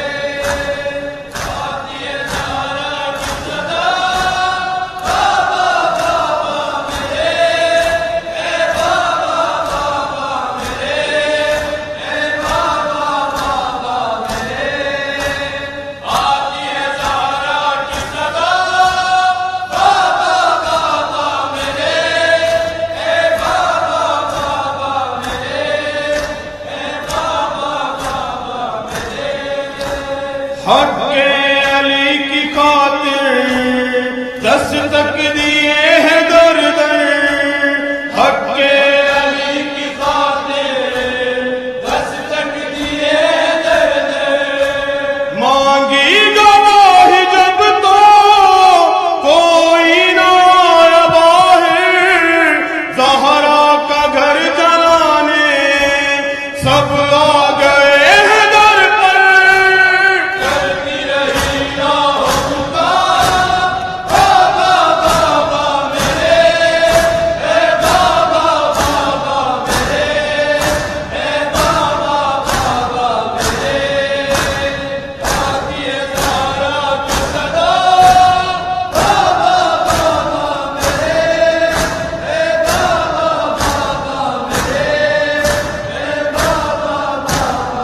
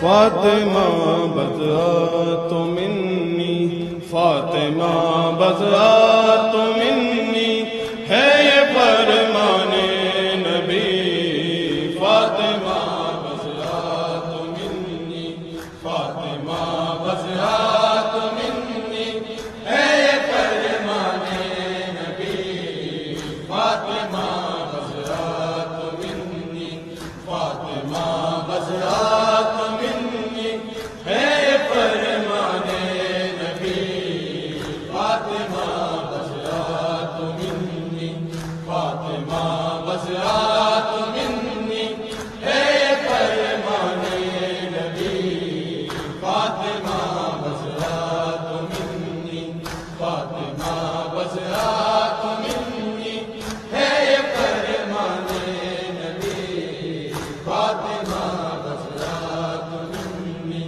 فاطمہ بضعت منی، ہے یہ فرمان نبی، فاطمہ بضعت منی، فاطمہ بضعت منی، ہے یہ فرمان نبی، فاطمہ بضعت منی، فاطمہ بضعت منی، ہے یہ فرمان نبی، فاطمہ بضعت منی، فاطمہ بضعت منی، ہے یہ فرمان نبی، فاطمہ بضعت منی۔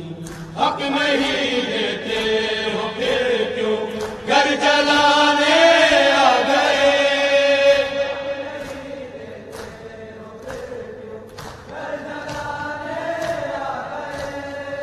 مادر حسنین پر کیوں ظلم ڈالے آ گئے،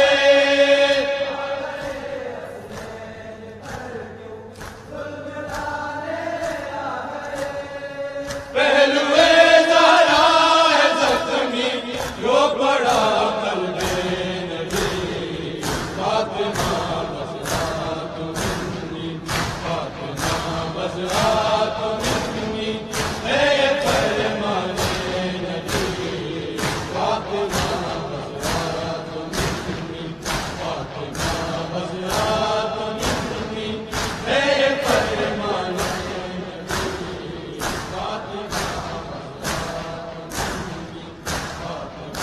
بضعت منی، ہے یہ فرمان نبی، فاطمہ بضعت منی، فاطمہ بضعت منی، ہے یہ فرمان نبی، فاطمہ بضعت منی، فاطمہ بضعت منی، ہے یہ فرمان نبی، فاطمہ بضعت منی، فاطمہ بضعت منی، ہے یہ فرمان نبی، فاطمہ بضعت منی، فاطمہ بضعت منی، ہے یہ فرمان نبی، فاطمہ بضعت منی، فاطمہ بضعت منی، ہے یہ فرمان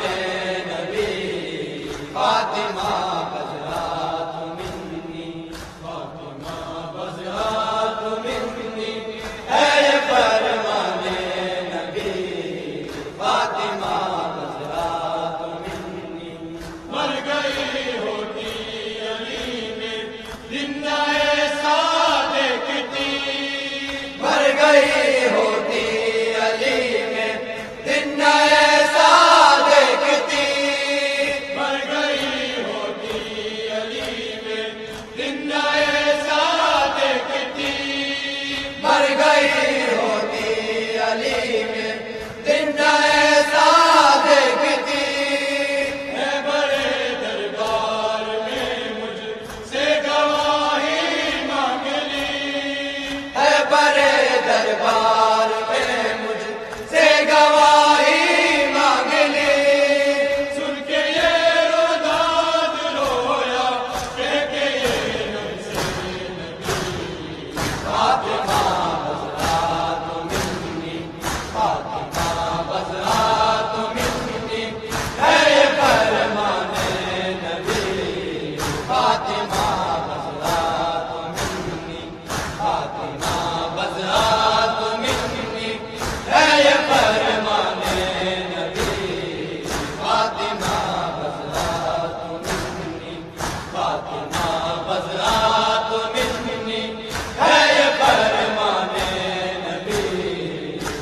فاطمہ بزرات منی، فاطمہ بزرات منی، ہے یہ فرمان نبی، فاطمہ بزرات منی، فاطمہ بزرات منی، ہے یہ فرمان نبی، فاطمہ بزرات منی، فاطمہ بزرات منی، ہے یہ فرمان نبی، فاطمہ بزرات منی، فاطمہ بزرات منی، ہے یہ فرمان نبی، فاطمہ بزرات منی، فاطمہ بزرات منی، ہے یہ فرمان نبی، فاطمہ بزرات منی، فاطمہ بزرات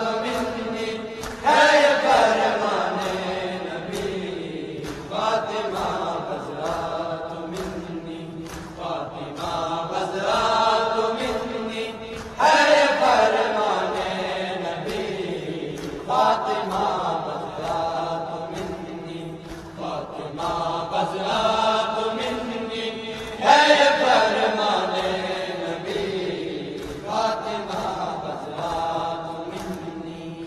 دختر بنت نبی جب قید سے واپس گئی، دختر بنت نبی جب قید سے واپس گئی، دختر بنت نبی جب قید سے واپس گئی، دختر بنت نبی جب قید سے واپس گئی، قبر نانا پر وہ اپنے غم سنانے کو گئی، قبر نانا پر وہ اپنے غم سنانے کو گئی، سن کے غم میں روئی زمین اور رو پڑی قبر نبی، فاطمہ بزرات منی، فاطمہ بزرات منی، ہے یہ فرمان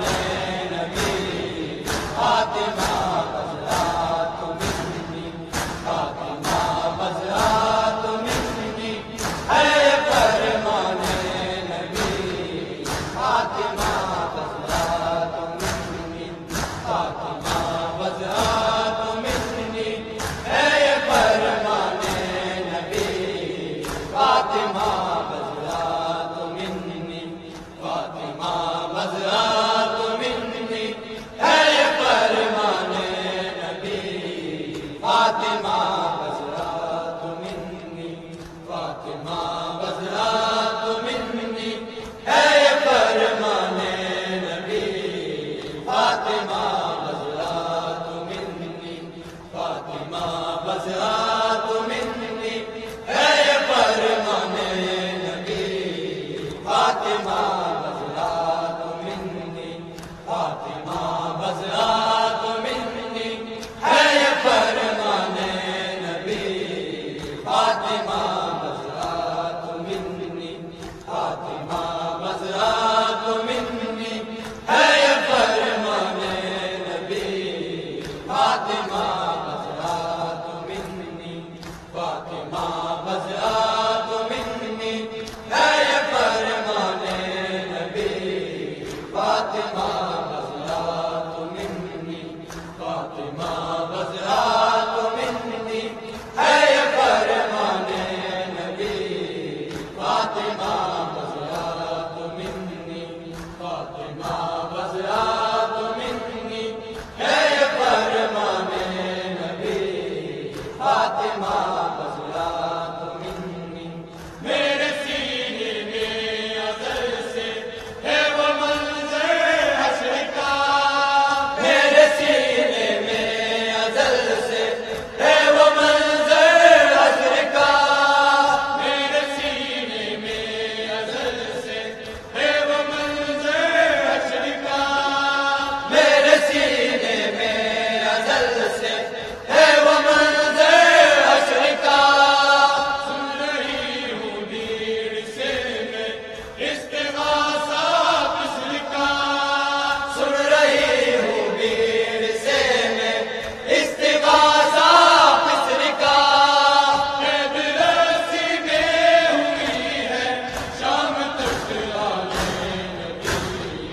فاطمہ بزرات منی فاطمہ بزرات منی ہے یہ فرمان نبی فاطمہ بزرات منی فاطمہ بزرات منی ہے یہ فرمان نبی فاطمہ بزرات منی فاطمہ بزرات منی ہے یہ فرمان نبی فاطمہ بزرات منی فاطمہ بزرات منی ہے یہ فرمان نبی فاطمہ بزرات منی فاطمہ بزرات منی ہے یہ فرمان نبی فاطمہ بزرات منی فاطمہ بزرات منی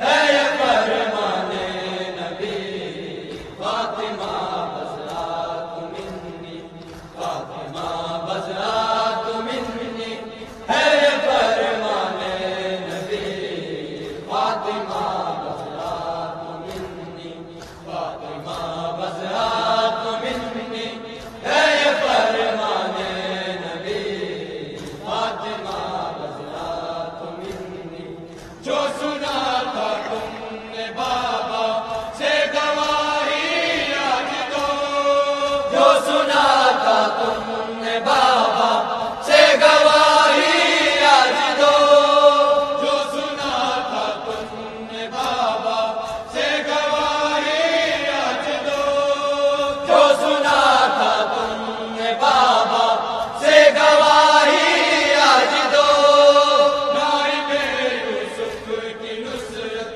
کے لیے آگے بڑھو نائب یوسف کی نصرت کے لیے آگے بڑھو آج بھی ہے التجائے کر رہی بنت نبی فاطمہ بزرات منی فاطمہ بزرات منی ہے یہ فرمان نبی فاطمہ بزرات منی فاطمہ بزرات منی ہے یہ فرمان نبی فاطمہ بزرات منی فاطمہ بزرات منی ہے یہ فرمان نبی فاطمہ بزرات منی فاطمہ بزرات منی ہے یہ فرمان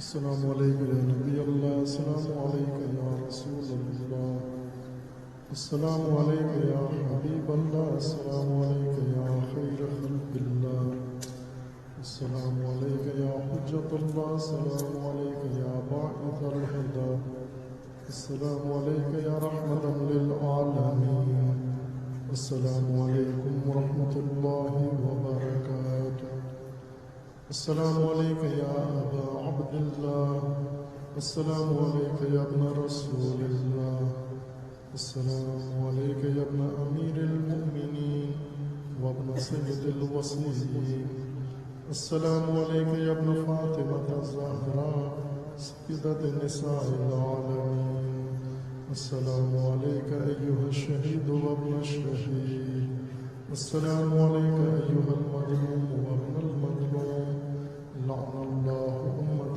قتلتك ولعن اللہ امة ظلمتك ولعن اللہ امة سمعت بذلك فرضيت به، یا مولاي یا ابا عبد اللہ، السلام علیکم ورحمۃ اللہ وبرکاتہ، السلام علیکم یا غریب الغرباء، السلام علیکم یا معین الضعفاء والفقراء، السلام علیکم یا مؤنس الشیعة والثوار في يوم الجزاء، السلام علیکم یا انیس النفوس ایہا المدفون بأرض طوس، السلام علیکم یا علی بن موسى الرضا الراضی بالقدر والقضاء ورحمۃ اللہ وبرکاتہ، السلام علیکم یا صاحب العصر والزمان، الامان الامان من فتن الزمان، السلام علیکم یا خلیفۃ الرحمن، السلام علیکم یا شریک القرآن، السلام علیکم یا قامی الکفر والطغیان، السلام علیکم یا دافع الظلم والعدوان، اجل اللہ تعالی فرجک وسهل الله تعالى مخرجك وظهورك وجعلنا من أعوانك وأنصارك والمستشهدين بين يديك جميعا ورحمة الله وبركاته. صلوات